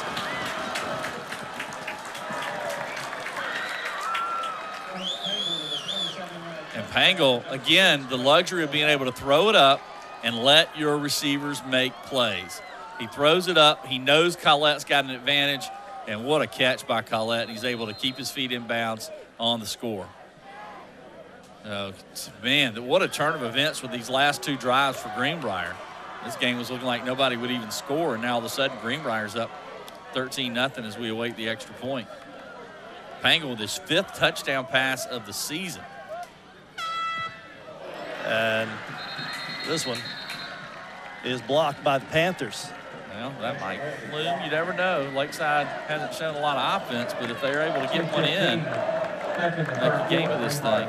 It's like you in high school there, leading the student section. Oh, absolutely. That's, AB back in the day. So the Wolfpack go 67 yards in 5 plays, a minute 45 off the clock, and now lead 13-0. Some dejection from the Lakeside defenders coming off the field. And Davin Driscoll, the 6'5", 195-pound tight end and linebacker who getting a lot of college looks. They love that size. What I love about, we know about Collette, we knew about Leverett, but You know, Pangle's sharing the football. Passes to Harris, to Jackson Smith. He hasn't connected with Driscoll yet, but he did try to catch him on a deep ball early.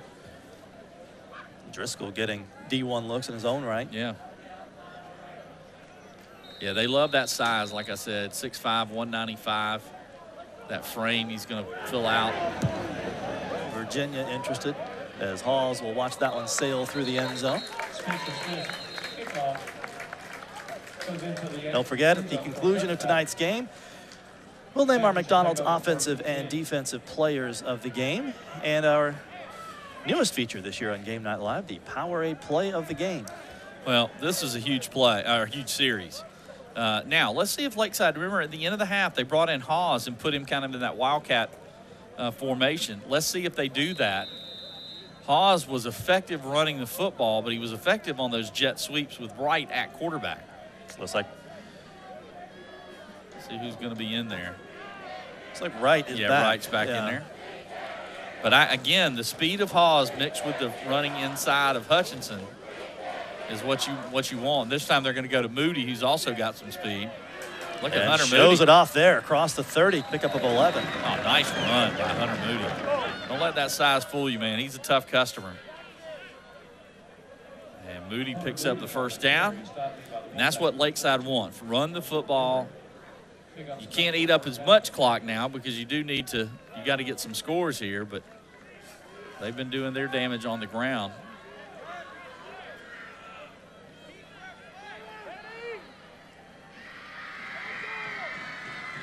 It's Hawes. And tripped up in the backfield. First time we called this name tonight. Number 82, I believe, is the man that got it. Spencer Smith. And a big play it is for Spencer. Yeah, oh, that's a devastating play if you're Lakeside. All the way back to the 25-yard line, a loss of 6. Struggling a little bit to move the football anyway, and now you've put yourself in a position of second and about 17, 18 yards. And maybe a little less, maybe 16. Second and 16, and it's going to be third and a whole bunch. That was Shugarts who got in there, 52. And Wright brought down. Well, Greenbrier is taking the momentum here, and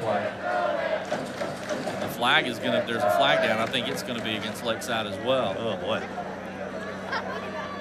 So what started promising with an 11-yard run, and they're waving it off, I think. Yeah, so they'll have it at the 18-yard line. They're going to decline it. Yeah. Wow. Let's find out.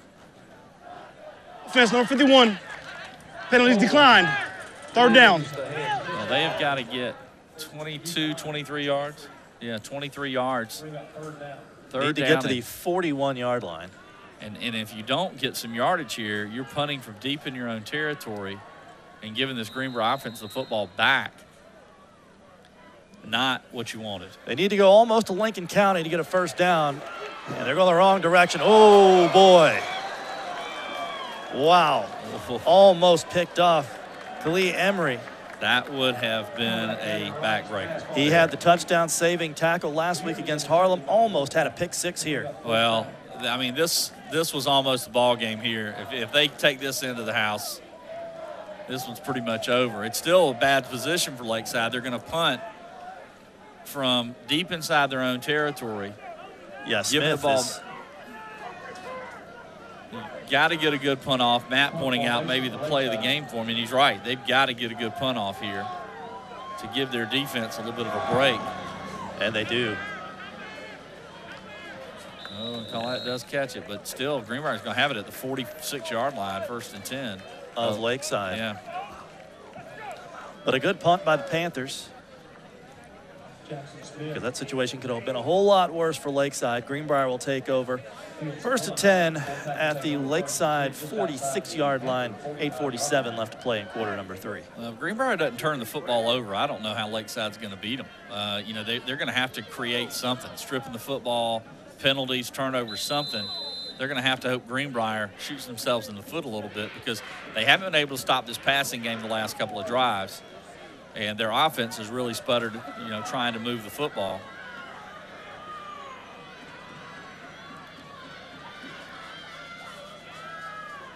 Just going to keep on throwing and in and out of the hands. He's got a cramp. Yeah, I hope it's just a cramp and not a pull. Davin Driscoll. Yeah, Driscoll. Oh, he had him too, right there in the middle of the field. They've had Pangle's had a couple of drops. He's really only, now they've made some great catches for him too, to be fair, but he's really only had 2 or 3 throws that weren't right on the money. Due for 112 yards in the first half and added another 67 to that in the first drive of this quarter. Yeah, threw for 205 last week on 14 of 20 passing, 3 scores, 5 TDs in less than 7 quarters of his high school career for the youngster Brooks Pangle. Flushed out again, directing traffic. Yeah, I love that. Smart play. 42. Yeah, smart play. He looked, the play was designed to be the screen to the running back that they ran on that first scoring drive. He looked him off, then looked downfield, and everybody covered. He tried to buy some time, tried to direct some traffic, motioning for his running back to go downfield. Nothing there, and he did not take a sack, did not try to throw an ill-advised pass. Smart play. Does bring up 3rd and 7. And it's going to be 3rd and 2. Well, that's twice now, and Kevin Sapp, there were a couple of guys offside that time, but Kevin Sapp's been the culprit on a couple of those. Cardulo, I think, was offsides as well. So nice job by Pangle and the Greenbrier offense getting another easy 5 there. It's going to be more like 3rd and 1. Well, and you can always stick Shugarts in there and hand him the football. They tried that on 4th and 3 earlier, and he was short, but this is obviously much shorter, and it looks like that's what the game plan may be. Oh, a fake here would be a really good call. Nope. Going to go the tried and true, and Shugarts with the first down for the 35. Yeah, he's going to get it easily.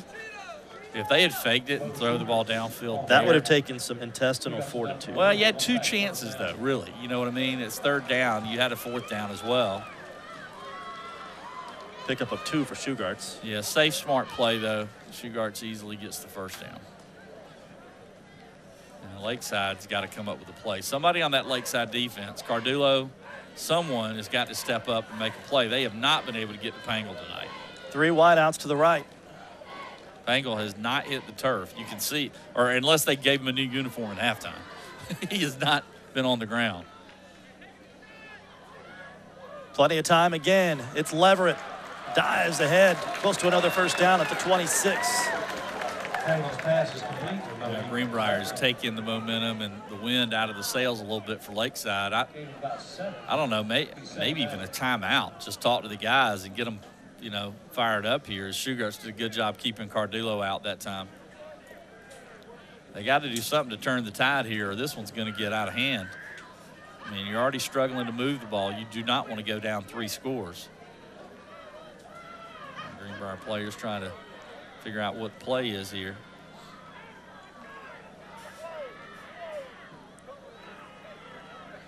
Four wideouts for Pangle. And he's got the running Which back one will Harris. he choose this time? It's Collette again. Collette, spin move to the 15. Well, Greenbrier has taken over this football game here in the 3rd quarter. Pickup of 12. And Greenbrier now in the red zone. 1st and 10 from the 15. Pangle, for a kid that's making his 2nd start, all those camps and all those hours of training, he doesn't feel like he's been phased. He doesn't seem to be phased at all. Very under control, keeping his composure. And he's putting the football on the money. And that one right as I say that. Yeah, their flag's going to bring that back. Well, I think Greenbrier, Matt's saying maybe incidental. I think Matt might be right. I think Greenbrier got lucky there because the pass was, I don't know, did he slip and fall? Now, Leverett immediately turned around and looked at the official wanting a call, but I did not see what happened. Here we go. Pass interference. Oh, man. On the defense. Like has missed to the goal. Yeah. Still first down. That's a tough call for Lakeside, and man. wipes out an interception by Devin Gardner. That is a huge play in this football game. If Gardner's, plus he had a little bit of running room, but just to stop the drive would have been enough. And instead, it's first and goal at the 6 or 7. Well, so a big swing in favor of the Wolfpack. Already in control here. Pangle rolling, throwing, caught, touchdown! What a What a grab by Collette. Hey, the kid has 4 touchdown catches in 2 games. Braden Collette, the senior. I know he's a baseball prospect at Georgia Southern. They might want to stick him on the football field. Well, Pangle threads the needle, and Collette comes up with the catch. But you see what I mean about Pangle? He's running around waiting, looking for his spot. Why? I mean, just doesn't seem phased. No herky-jerky movements. Then he finds his guy, throws it in traffic and right on the number. What a catch. Great play by Pangle and a great catch by Collette. And Donnelly. Wow. Well, they haven't had a passer put up numbers at Greenbrier like Pangle might do this year since Will Kaywood, who threw for 2,800 yards way back when. The extra point was no good, by the way. And Matt Lane brings up a good point from the field. With the field the way it is, it might behoove both of these coaches just to go for it. To go for 2. So 6 minutes, 13 seconds left in quarter number 3, and the Greenbriers extended the lead 19-0. 6:13 left in quarter number 3. Greenbrier now up 19-0 against their arch rivals, the Lakeside Panthers. One thing we haven't talked about it much tonight is this is no longer a region game. Greenbrier moving down to 8-5A. Yeah. And no longer, that's why they won't play Evans this year. No longer a region game with Lakeside, Grovetown. As Lakeside will come out to the 20. Yeah, they boom it into the end zone. Greenbrier in their new region, they'll play teams primarily out of the Athens and Northeast Georgia area. And I added it up last night. Greenbrier's got 716 miles worth of bus rides this year. That's the distance from here to Philadelphia.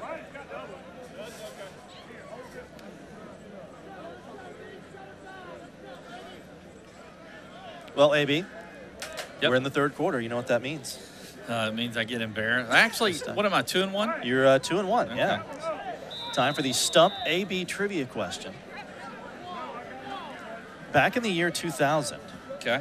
All right. Why are you? Matt Lane's laughing on the field already. He's already laughing. Back in this one's an all-timer. I'm just going to go ahead and tell you. You said last week was. You said last week was. They go to Hawes back in at quarterback and just trying to keep his feet in that muck over there. He'll be dragged down. Back in the year 2000. Okay. Greenbrier's prom was performed by none other than Christina Aguilera. Okay. Did you know that? Okay. I remember at some point she came here. Yes. A student won the Procter & Gamble Prom of Your Life. And so Christina Aguilera performed here on April the 28th of the year 2000. She performed 2 songs. Yeah. One was Genie in a Bottle. Yes. Name the other song. Oh, my God. Okay. Thanks, John. You have until the 4th quarter to think about it. Yeah, I might need to look. 2nd and 10 for the Panthers. I need 4 years of it. Hawes will throw, and he's going deep. And a step too far. He was looking for Ricky McGee. Yeah, McGee, 6'4" himself. A lot of tall receivers in this game. Let's take you back down to the field. Another Augusta Auto Auction sideline report. Matt Lane. John, kind of watching Lakeside on this offensive series there, trying a big play there, which is what they're definitely going to have to do. Just really not a lot of emotion or energy out of them, not able to really get anything to go their way. They started off with that first run, just sort of a try and see if you can get a couple of yards, and then a big play. Really need some action out of Lakeside here if they're going to continue to stick in this game, because Greenbrier has the totality of the enthusiasm and all the momentum in the world. Back to you, John. Yeah, Lakeside needs something big to happen. They're going to try to do it with Hawes, and just, again, the wet turf got him. And you can see the frustration from him. Yeah, because he had some yardage there. I mean, he was going to make a nice pickup, and instead, Lakeside's going to have to punt it away. They ate up the clock in the first half. They have been unable to do anything offensively here in the second half. And Greenbrier's taking over the game, and they're about to get the football back in pretty good field position. Collette will probably stand at about midfield to return this punt. And Lakeside's got to have something happen. Turnover, something. Heck, fake a punt, do something, because whatever's working or whatever's happening right now is not working at all. Well, Greenbrier started its 2 possessions in the second half at their own 38 and the Lakeside 46. And trouble with the snap here. Great job getting that ball off. Really good job by Lakeside's punter. I thought for sure Brooks Weeks. Yeah, I thought for sure that was going to be blocked, but Brooks Weeks, a sophomore, able to get it out of there. Well, we mentioned the new region that Greenbrier is playing in this year. Kind of interesting, on October 30th of this year, Clark Central out of Athens will pay a visit here to the Wolf Den. You know who they're coached by now? I do not. David Perno. Oh, wow. The former baseball coach at the University of Georgia. Led the Dogs to 2 College World Series appearances. Former second baseman at Georgia, too, right? His family runs the formal wear shop there in Athens. Frequented many times during college. Pangle back to work. And Leverett just doing what they've done all night long to the 39. If it ain't broke, don't fix it. Nope. Why run when you complete all these passes, you know? I know people say you have to establish the run, but if they're not stopping you from throwing the ball, you really don't.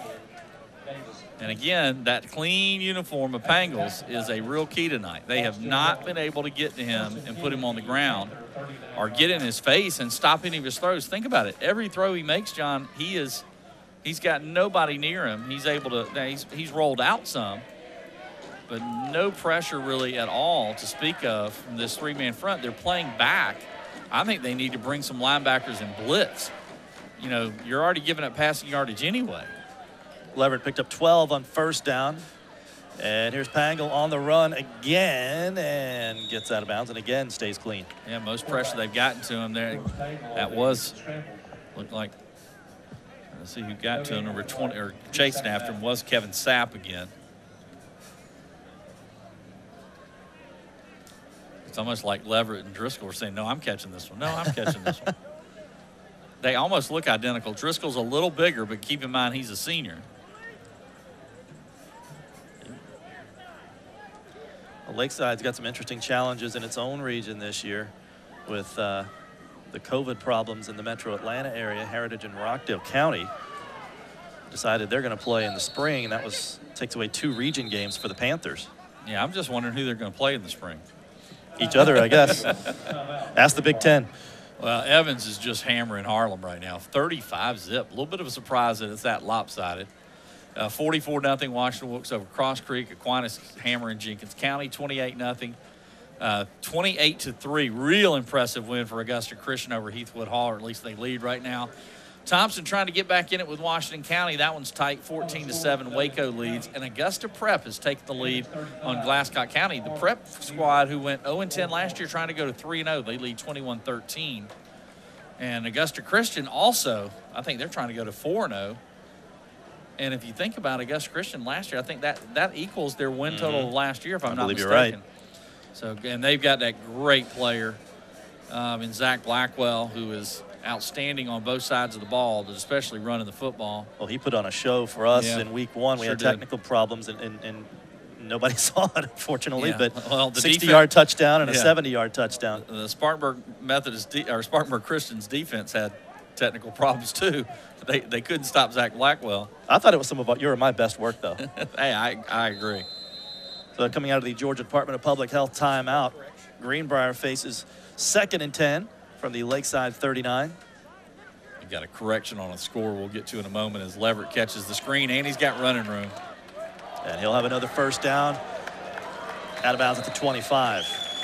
Leverett's putting up some big numbers tonight, too, the sophomore. Glasscock County actually took the lead over Augusta Prep 21-13, not the other way around. Or 21-19, 21-19 down. So I apologize for getting that one screwed up, but 21-19, Glasscock leads Augusta Prep. Leverett with, trying to do some quick math here, about 60 yards worth of catches here in the second half alone. And over 100 yards now, or at least close to it. Pack with a fresh set of downs, and that's going to be incomplete. He was looking for Riggins. Yeah, Wilkes Riggins. That was probably the most dangerous pass he's thrown. You can take some chances when you're up 19-0. Well, and when you've been able to just complete passes at will like this as well. You know, Pangle putting up some big numbers, threw for over 200 last week, and improving on that mark. And Nathan says right now Leverett is at 7 catches for 96 yards. 7 catches, 96 yards, and a touchdown. And Collette, don't forget, Collette's got 2 touchdowns. He's at 6 catches for 83 yards and the 2 touchdowns. Which one will it be this time? Well, they finally got a little pressure on Pangle. Yeah, Pangle's in trouble, and for the first time in a long time, going to have to get rid of it. He was being chased by Kevin Sapp. But again, very smart. You know, tried to bide his time to throw downfield. When he couldn't, he got rid of the football, didn't take a hit, didn't throw a dumb pass. Again, you can just tell, Nathan was pointing out, he's got athleticism in his bloodlines, his family, all good athletes. Of course, we mentioned his dad, real good baseball player at Evans, and went on to play college ball. And Brooks has been waiting for this time to be the starter. Working on his craft all summer, the last few years.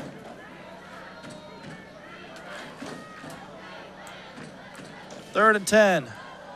Need to get just out inside the 15-yard line. It'll be Leverett again. That'll put him over 100 yards worth of catches tonight. He'll be just shy of the first down. Pangle's pass is complete to Leverett from Tim Elite Leverett. I believe. We're a bit of an angle here. It's hard to tell. Well, one of the officials almost looked like he marked first down. Just shy. And I mean just shy. So it's going to be our 4th and a few inches. We'll see what Tony Kramer elects to do. A Ken Nugent one call, that's all moment for the Wolfpack. Well, let's see if they put 52 in the backfield. They haven't yet. They're not going to. Wilkes Riggins is in the backfield.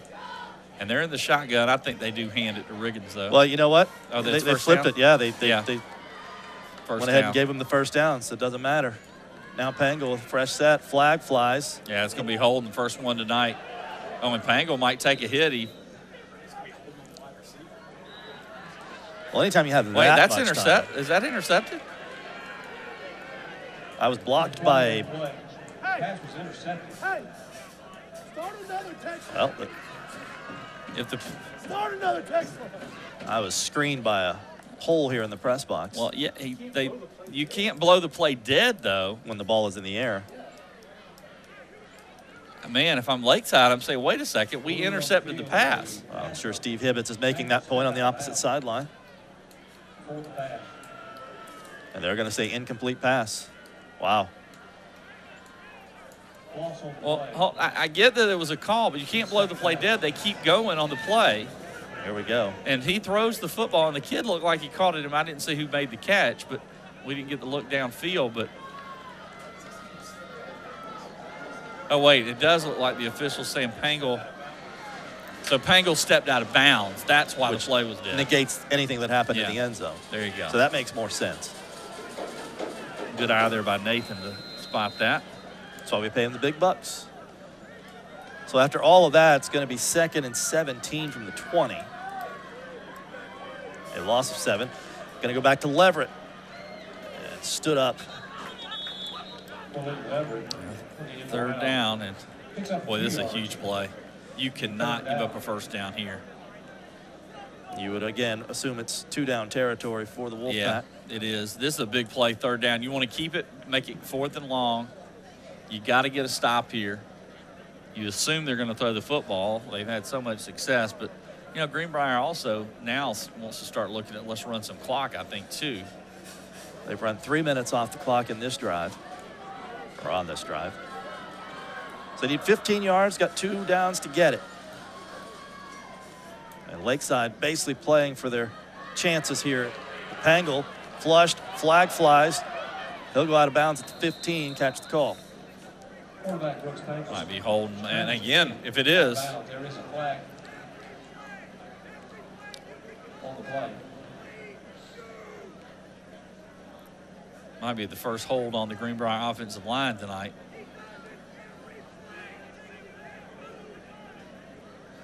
It is on Lakeside. They're asking the coaching staff what they want to do from Lakeside. So that's a break for the Panthers.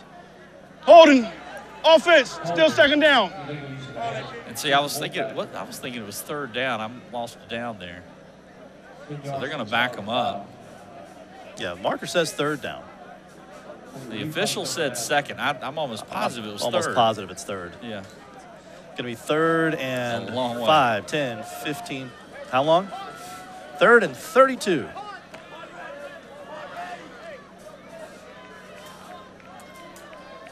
And that's just 2 passes to Lever to Collette, right? Sure.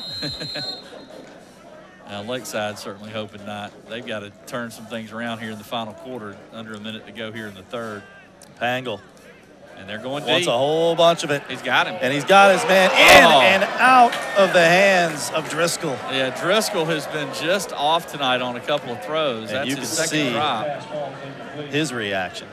Look at those long arms, 6'5" frame. He's open. Pangle puts it right in the spot it needs to be. Oh, you got to make that play. Oh, Pangle. That would have been his 4th touchdown pass tonight. Beautifully thrown ball, and Driscoll will be the first to tell you he should have had that one. Yeah, he's disappointed in himself there. So now with the change in field position, the Wolfpack will kick it away, and a good defensive stand by this Lakeside Panther defense when they needed one.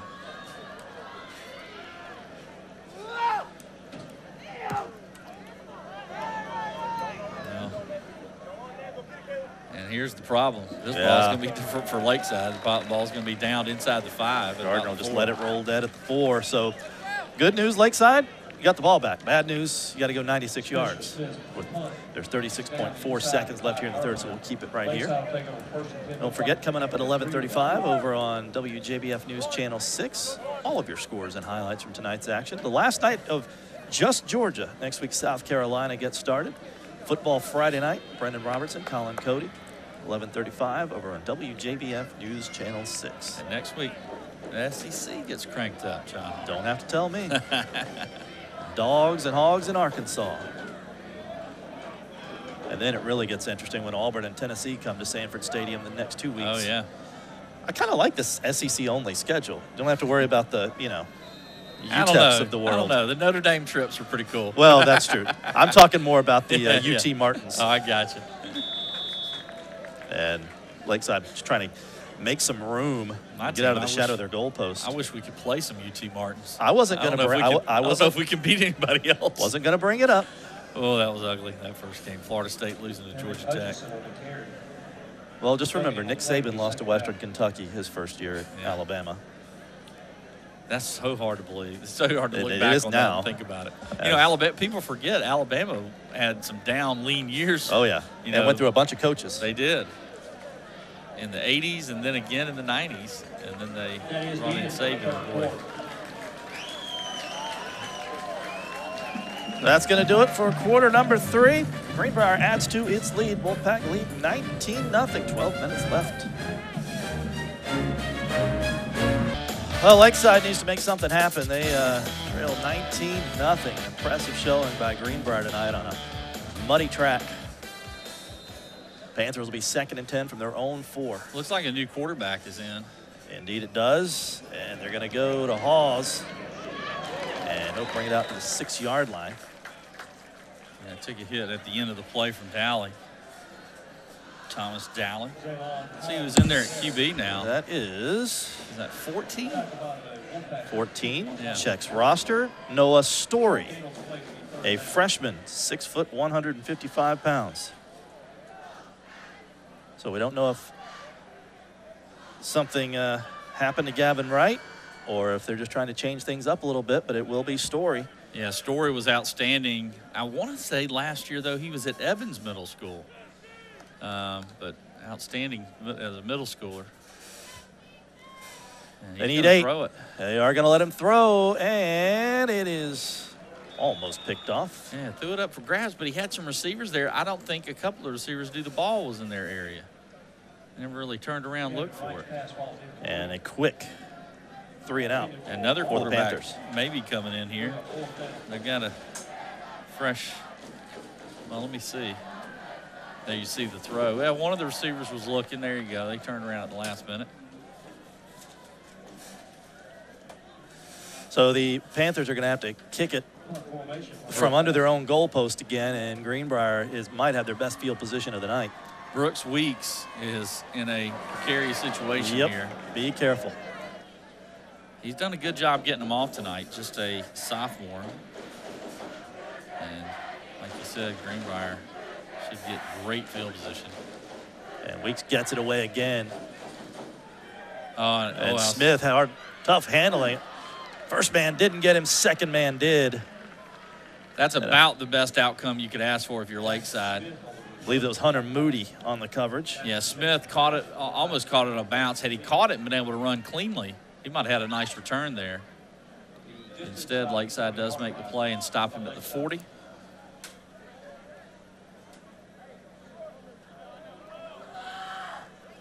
Well, this is a young Lakeside team. We mentioned they've not only have a new quarterback this year, lost their 2 leading rushers, their 2 leading tacklers, and Steve Hibbett's knew this was going to be a building year. He told me today he's been very impressed with how this team practices. He was very impressed the Monday after the loss at ARC, how the team responded in practice, and said he believes this is a team that's going to get better, and by the end of the season, will be a much different team than we see here tonight. They do have a few good young players. Pangle going for it again into double coverage. Looks like Riggins he was trying to go to that time. But they do have some good young players. Tamarcus Elam, a sophomore, I think is going to be really good. And they got a kid named Justin Barnes who's a freshman. He's 5'11", 230. And I think he's going to be a good player on the defensive front before it's all said and done. But they're just young. And you're facing, and I know Greenbrier's got some young players, but they've got a junior quarterback, although he doesn't have a lot of game time experience at the varsity level in high school. He's played a ton of football. They've got, senior in Collette who's a leader. They've got senior in Sugarts who's a leader. And it's showing tonight. They're just a tad bit better. Nathan points out, Collette one-on-one at the bottom of your screen. Instead, they're going to go to Riggins. And he pushes ahead. Good hard run by Riggins. Well, they're trying to eat up some clock. Not maybe. Although they're short passes, sometimes they can run the clock the same if their receiver stays in bounds. Pickup of 7. And if you're Lakeside, you've absolutely got to stop them here, 3rd and 4. It seems like we've said that a lot. Yeah. And they stopped them last possession. But then, unfortunately, yeah, there's Coach Hibbett's there in front of the screen. But unfortunately for them, when Greenbrier punted, they pinned them back inside the 5.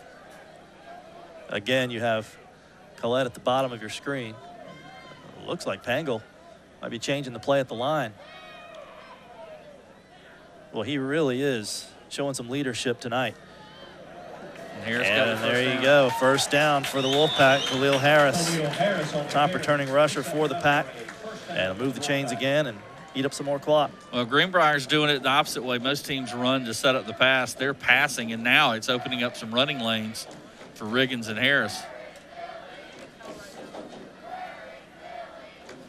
And our QBs by the quarter brought to you by Culpeper Ace Hardware. Boy, what a night for Brooks Pangle. 19 of 27, 247 yards, and 3 touchdowns for the junior. Unfortunately for Lakeside, they have struggled. Not much to speak of through the air. On the ground, though, 8 carries for 39 yards for Gavin Wright.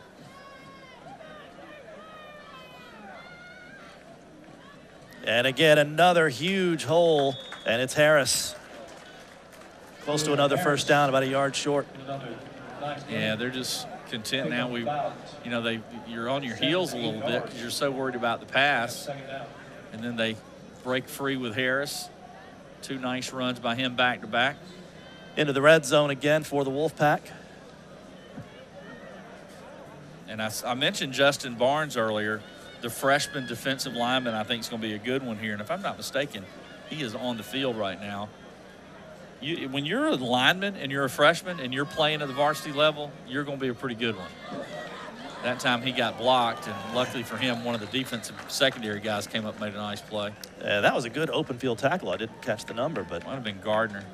Let's see who did it, but it's a muddy jersey. Your guess is as good as mine. And it was Gardner.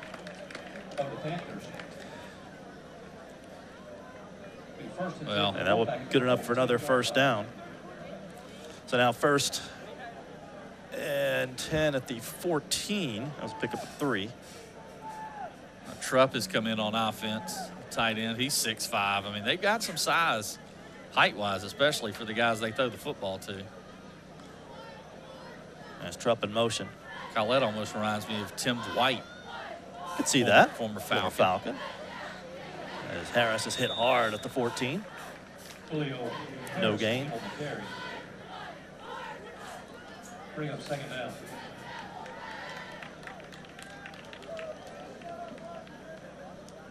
Yeah, good job there by the Lakeside defense, but the problem is they're in a dire situation. The offense has not been able to move the ball. They need to play. They need somebody to step up.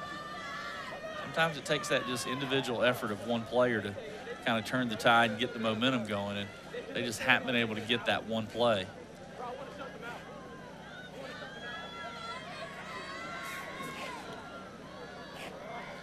Riggins in the backfield now. Trupp in motion. And they'll throw again. It's Collette again. And not this time. Collette, he's up, but boy, he looked like he came down a little funny there. Yeah, he's hobbling a little bit. Might have to come out for a play. Good coverage by Carlton Carter. He goes up for the ball and just comes down. Kind of funny there. Yeah. His leg kind of bounced off the ground. He's staying in. He's tough customer. Carlton Carter, by the way, on the defended that pass there, all-region performer. Wears a size 15 shoe. Yeah, he's getting some college looks as well. Yeah. Wants to be an aerospace engineer.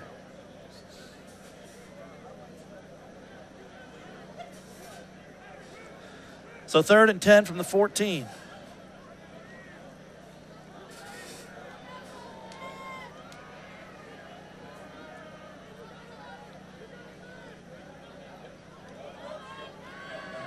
Pangle throwing for the marker.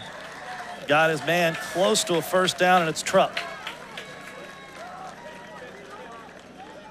Marking down at about the 6. Gonna bring up 3rd and 2, or 4th and 2.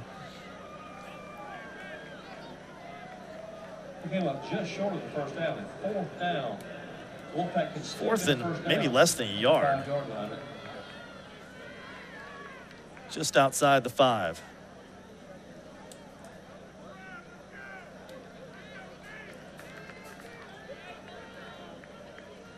Greenbrier trying to put the icing on the cake here and take home bragging rights for another year against the Panthers. Lakeside again has won 12 of the last 13 against these two. Greenbrier, a winner 2 years ago. Schugert's was in the backfield, and there's all kinds of trouble now, and Moody's running for his life.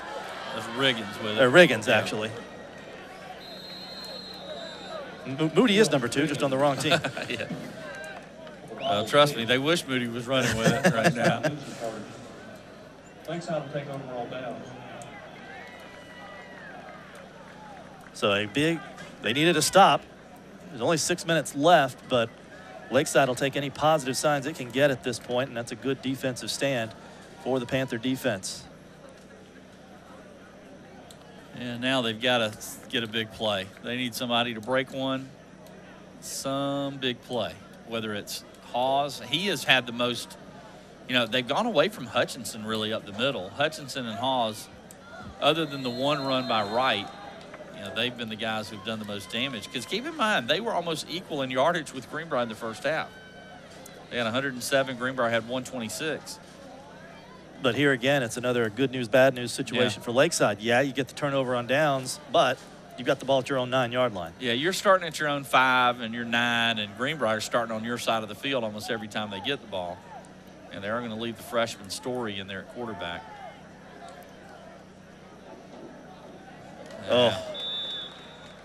That's an incomplete pass. pass. That was in front of where Story was standing. It was close. He wanted Manning. He threw it right in his hands, though. Manning, had a good season last year catching the football, but that one he just let get away from him. I mean, Story put it right where you need to. And that pass was right in his hands. He was just turning, trying to run before he caught the ball. And Nathan Edwards hands me the stat. Greenbrier has outgained Lakeside 164 yards to 3 in the second half. Yeah, that's wow. That means that puts you down 19-0 a lot of times. Wow.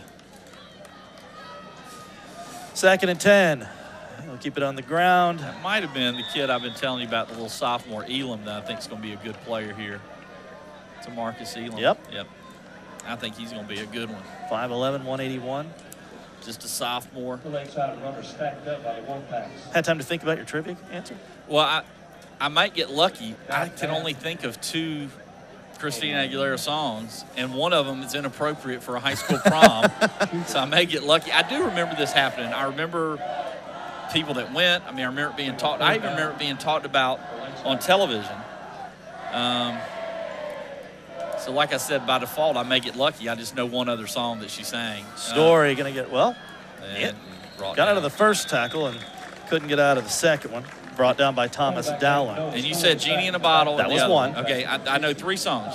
Dirty, which she shouldn't have sang at the high school prom. You wouldn't think so. Genie in a Bottle and What a Girl Wants are the only 3 I know.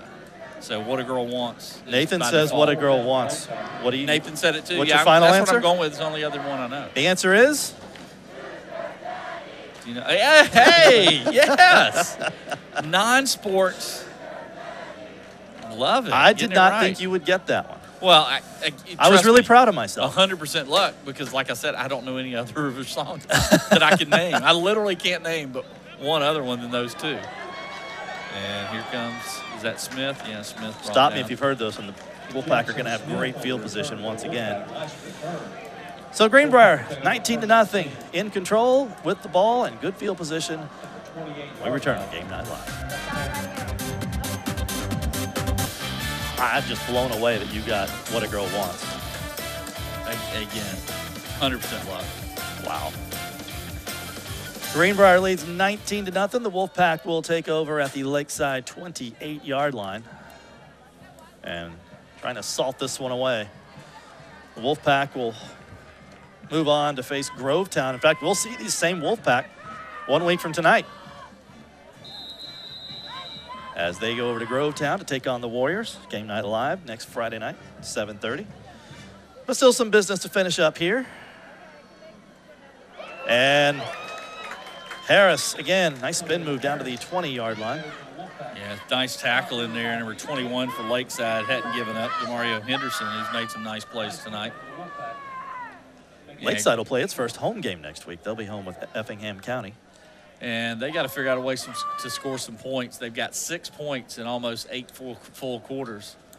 And on the flip side of that, Pangle by himself has thrown 6 touchdown passes in the same amount of time for Greenbrier. Well, I'll tell you what, the way Evans has started the season and the way Yeah. Greenbrier looks, it's a real shame they're not going to play this year. I know it. Yeah, watch at the rushing attack of Evans against the passing attack of Greenbrier. That would be fun to watch. Greenbrier's still throwing. Bangle running out of bounds, 16-yard line. Can't we just get Evans and Greenbrier in like a field somewhere? You think the GHSA would let us do that? I don't know. Nobody has to know.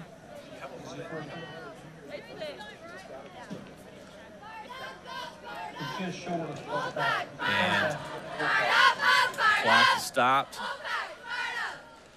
Well, I want to mention one player on Lakeside's team. We haven't had a chance to call his name tonight, but senior Miles Heslin, he and his team were able to raise $44,000 for the Leukemia and Lymphoma Society. That's awesome. And wow, nice run, nice and a big run, and hit even at the bigger end of the hit. play, yeah. He was raised in Germany and moved here, and anytime young men like that can do things for our community, we want to spotlight them, whether we call their name during the game or not. Who got this hit at the end of the play? Might have been Sapp. Yeah. Well, no. Whoever came from behind Sapp did it. Whew. Big hit, but the flag is going to be against Greenbrier. So that'll negate that. Well, last year Lakeside won 24-0. I know Greenbrier wouldn't mind punching one in here, but you also got to think about the rest of the way, and you're up 19-0. Lakeside has shown nothing on offense. I would not be surprised, but no, they're going to leave them in there. Pangle stays in.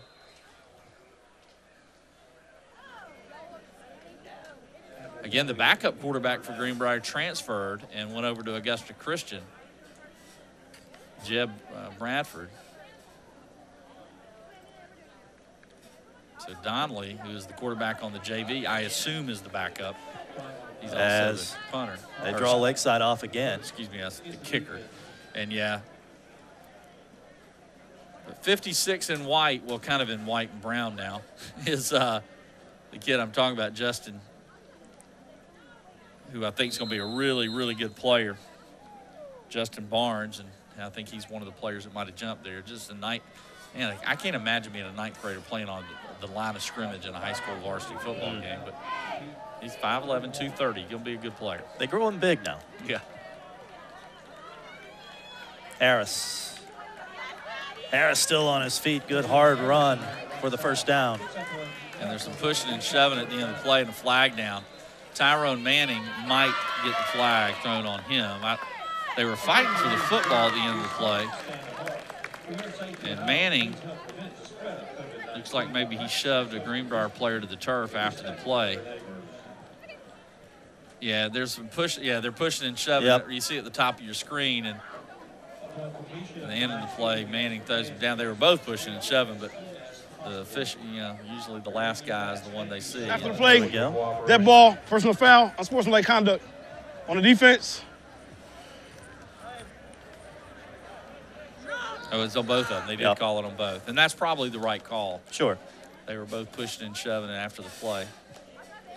Inside the final 3 minutes now. And the end result of that is going to be Greenbrier with a first down at the 14-yard line as the Pack can go ahead and start to sense it. There'll be a celebration here tonight.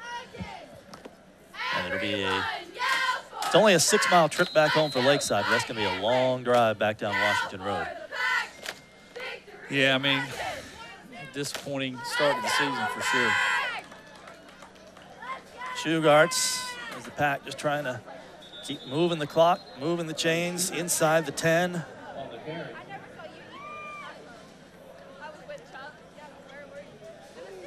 If you're a Greenbrier fan, you want to relive tonight's game, you can always catch the encore presentation of WJBF Sports Game Night Live each and every Sunday afternoon, 12:30, over on WJBF News Channel 6.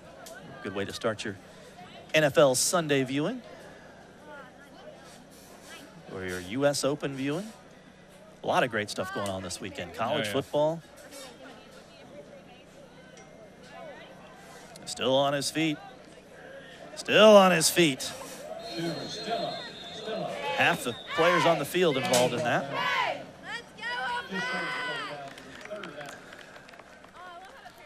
We're debating the players of the game. Offense, you got several to choose from. Defense, close to.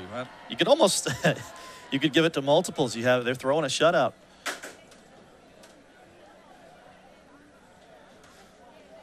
Well, last week we had some help from Thompson's coach, Michael Youngblood, our offensive player of the week. Yeah. So we did both. I will give credit to one player in the loss. You didn't call his name much in the second half, but I thought Matthew Cardolo played a great game in the first half, especially for Lakeside, as Greenbrier's probably going to be content here and let this thing run out. Although they got Shugarts back in there. Maybe he's there to protect the quarterback. They got a man in motion. They're going to pitch. No, they run the little misdirection. Yeah, they'll run it to Collett, or Collette, and he'll pick up the first down. Now I'd be surprised if they didn't either just run it up the middle or take the knee inside the final minute. Yeah. And we will have our McDonald's offensive and defensive players of the game coming up next in the post-game show, as well as our Powerade play of the game, and that might be a tough call this week. Well, I think it was the first score is going to be tough to beat, the pass to Leverett, although the catch by Collette might have been better, and there's going to be another touchdown. Sugarts will get in for the exclamation point for Greenbrier. He's going to get a flag thrown down at the end of the play for slamming the the celebration. He didn't exactly spike it, but he threw the football, and he's going to get a flag thrown on him at the end of the play there.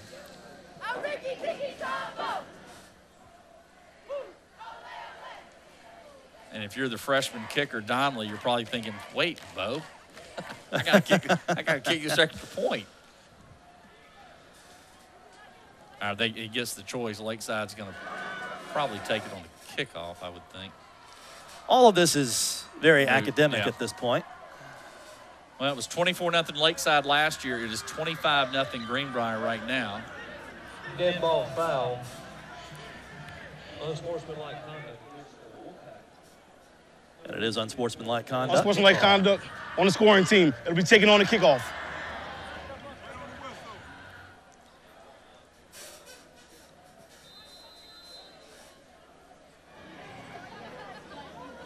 Donnelly with the hold by Smith. Try to make it 26.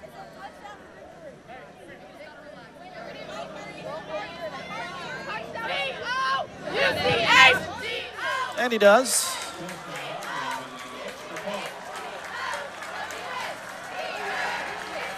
So 55 points total offense for Greenbrier in their first 2 games of the season against 2 of their rivals. Not too shabby.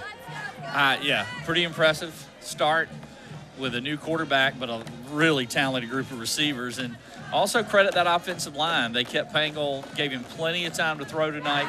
On the defensive side, it was a balanced attack. You had Bo Shugart's obviously leading the way. Davin Driscoll was outstanding. I thought Dowling played well, although he missed that one spot I pointed out tackle, but he played really good. And I thought Dakota Williamson was great as well. So good effort by the Pack tonight, and a disappointing loss for Lakeside for sure, but it is a very young football team. I thought this was going to be a little closer game. I gave Greenbrier the edge, but I thought it was going to be much, much closer. I thought we were going to see Hutchinson have a nice night running the football, and it started that way, but really didn't hear much from him at all after the first half. Well, you see Bo Shugarts at the very bottom of your screen getting this crowd fired up. There's a lot of excitement surrounding this Greenbrier football team, and this is a program, the baseball team has, 7 state championships over the years. The softball team's got a couple. This football program thinks it might be their turn to make some noise this year.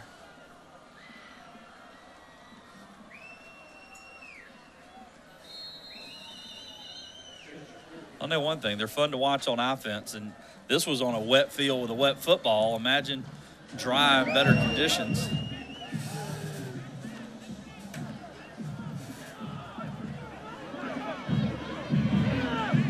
That's a pretty good return. Yeah, nice return. Very nice return across midfield by Jalen Hanna. Yeah, Hannah's had a couple of nice plays tonight. Now that's going to do it, though. Yeah, I'll have to snap it at least once. Again, the post-game show coming up. Our McDonald's offensive and defensive players of the game. Our Powerade play of the game. And then the complete wrap-up of all of the scores and highlights from around the area. Football Friday night, 11:35 over on WJBF News Channel 6. 33 yards on that return by Hanna. So Steve Hibbets will like that. Still hustling, down 26-0 in a game that's already decided. And his freshman Story got a chance to get in there and get some plays in on offense. And they will throw. Why not? And they, almost. McGee almost had it. 13.7 seconds left, and there is a flag at the spot, so probably be pass interference where it's thrown.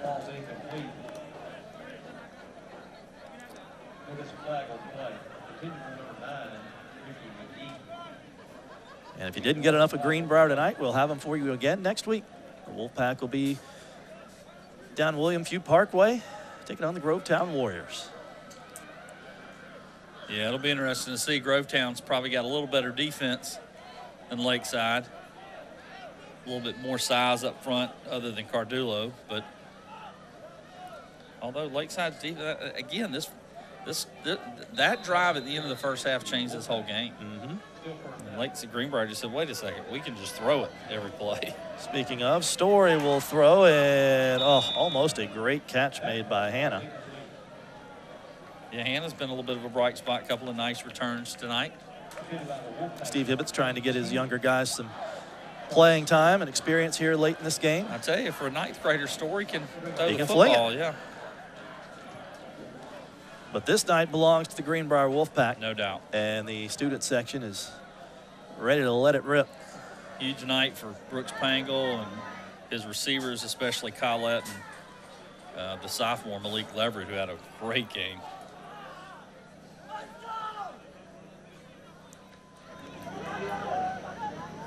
Oh, boy. Clock operator tried to do us a favor there. Yeah. He had to stop it with 2.7 seconds left. So we'll get one more play. And then it'll be official.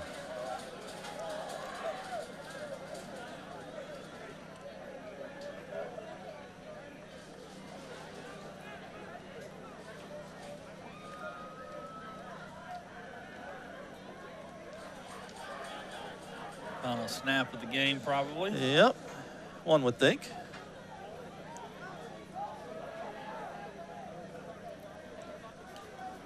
And they'll throw it one more time for good measure, and again, incomplete. Oh, Hannah almost had him a touchdown on the final play of the game.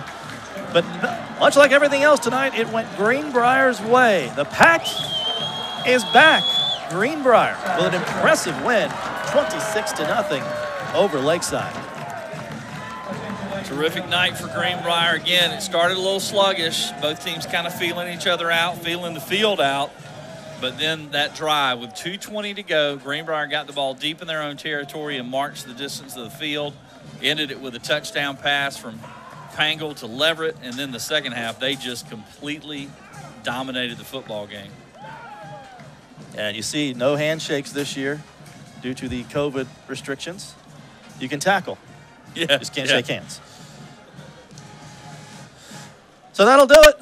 Impressive win by Greenbrier, and we can take you back down to Matt Lane with a victorious head coach of the Greenbrier Wolfpack, Tony Kramer. And Matt Lane has another Augusta Auto Auction sideline report. Matt.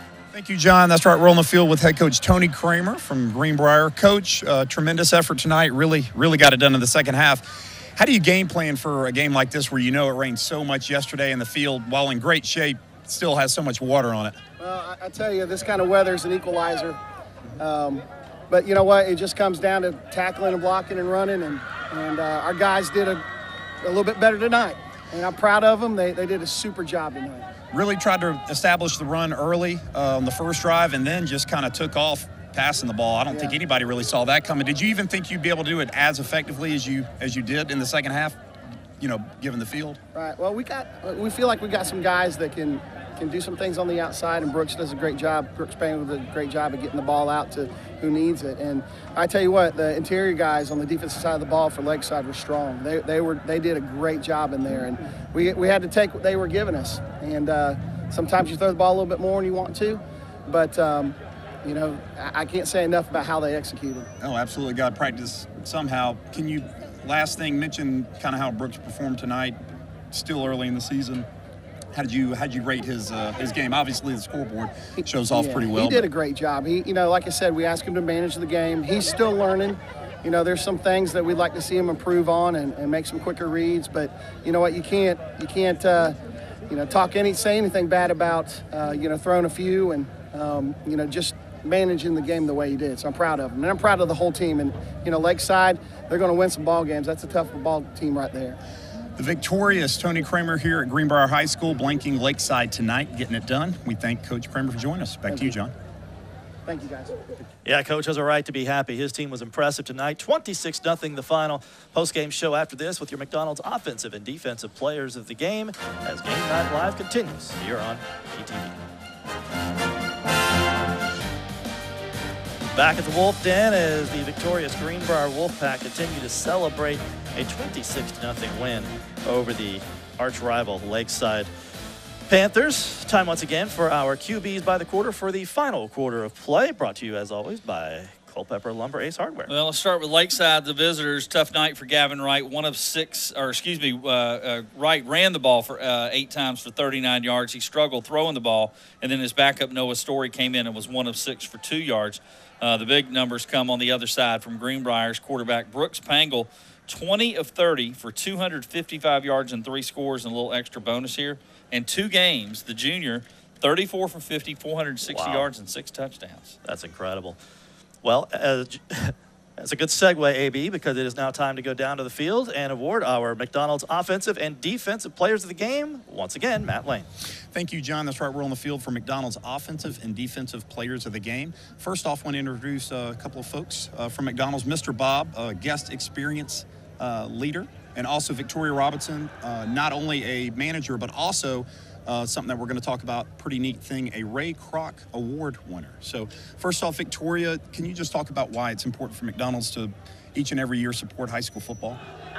Every year we support the high school football team by donating meals, pregame meals. We also do spirit nights, hot cake suppers, teacher nights, kind of fun night, mid-teacher nights. We also offer scholarship for the high school seniors. That is very important. Only thing the high school seniors have to do is work 15 hours, and we will give them $2,500 every year. And something that we talked about that you got to experience, winning a pretty prestigious award in terms of from McDonald's. The top 1% of all managers are selected for the Ray Kroc Award, and that's something that Victoria actually won this year. Can you just speak about that and kind of what it means to be, getting that type of notoriety for a company that's so large? Yes, the Ray Kroc Award is like being the MVP of the Super Bowl. Right. It's based on your performance, your hard work, your dedication. It's just an outstanding feeling. I have been with McDonald's for 13 years, and this is something that I had set a goal and I wanted to do. Yeah, and you did it. And I did it. Great award for a great gal and a great company. So definitely congratulations there to Victoria. Real quick, we're going to have you step aside. We're going to hand out some hardware to some players that did a great job tonight. We're going to start off on the defensive side of things. Number 18, Dakota Williamson, our McDonald's defensive player of the game. And Dakota, talk about how much fun it was to play out there on that field tonight. I see your jersey, so it looks like you had some fun. Yes, sir. I had a blast. We were out there busting some tail. On defense, couldn't do it without my boys in the trenches. Even with offense, they were on our back after we went 4 and out. They were just there. I couldn't do it without all of the defense. We played as a team and we won as a team. Tremendous performance tonight on the defensive side of the ball. Didn't give up any points. That's always a definite win there. So Dakota Williamson, number 18 senior, our McDonald's defensive player of the game. And on offense, we're going to bring in Brooks Pangle, junior quarterback. Did a great job tonight. Started running the ball a little bit. Didn't know if we were going to really get to see you throw the football, but we did. How did it feel? It was good. First thing I would give all glory to God because, it's a blessing just to be out here with everything that's going on. But, it felt good to get back on the field. A little muddy today, but luckily I got to keep my jersey clean. O-line did good for me. They actually talked about that throughout the broadcast of how crazy it was, how clean your jersey was. But what was it like did you know you were going to throw the ball that much coming into this game, knowing that it had rained so much yesterday? And that wasn't the game plan going into it, but after we had that really good drive going into the second half, we realized, we could exploit some things throwing the ball, and we just came out with that and stuck with it. And worked out. And it seemed like you guys could not miss throwing the football, and not only late in the first half, but definitely in the second half. Brooks Pangle, our McDonald's offensive player of the game. Back to you, John. All right, Matt, congratulations to them both. Well-deserved tonight. Now it is time for our Powerade play of the game, our new feature here on Game Night Live this year. And a lot to pick from for Greenbrier tonight. Well, the key one, though, was the very first score for Greenbrier on that long drive. 2:20 left. They get the ball deep in their own territory in the first half. The game is scoreless, and Brooks Pangle engineered a great drive, 5 for 5 passing, including this one to Malik Leverett. Make away with a little push. Leverett with the score. And by the way, Leverett tonight, a big night too. He could have easily been the offensive player of the game. 9 catches, 109 yards, and a touchdown for the outstanding young sophomore. So a big night for Leverett, big night for Greenbrier. Final thoughts, AB? Well, I think Greenbrier showed you what we thought in the preseason. I said all summer, I was telling people I thought Greenbrier and Evans had a chance to be maybe the best teams in Columbia County. And for Greenbrier, it was because of the passing game. I knew Pangle had not started a game yet, but I knew how good those receivers were based on what they did a year ago. That showed. And Lakeside, just the youth and the fact that they lost so much off last year's team certainly showed as well. And give Greenbrier a lot of credit. They did what they had to do. As Coach said, they were better tonight for sure.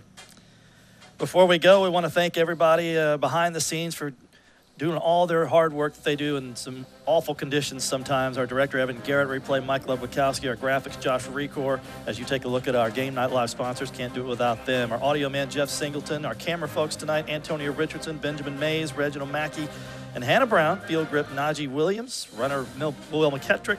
On the sidelines, Savannah Barron. Red cap tonight, Carter Murphy, and keeping us on the air back at WJBF Television Park, Levi Crawford.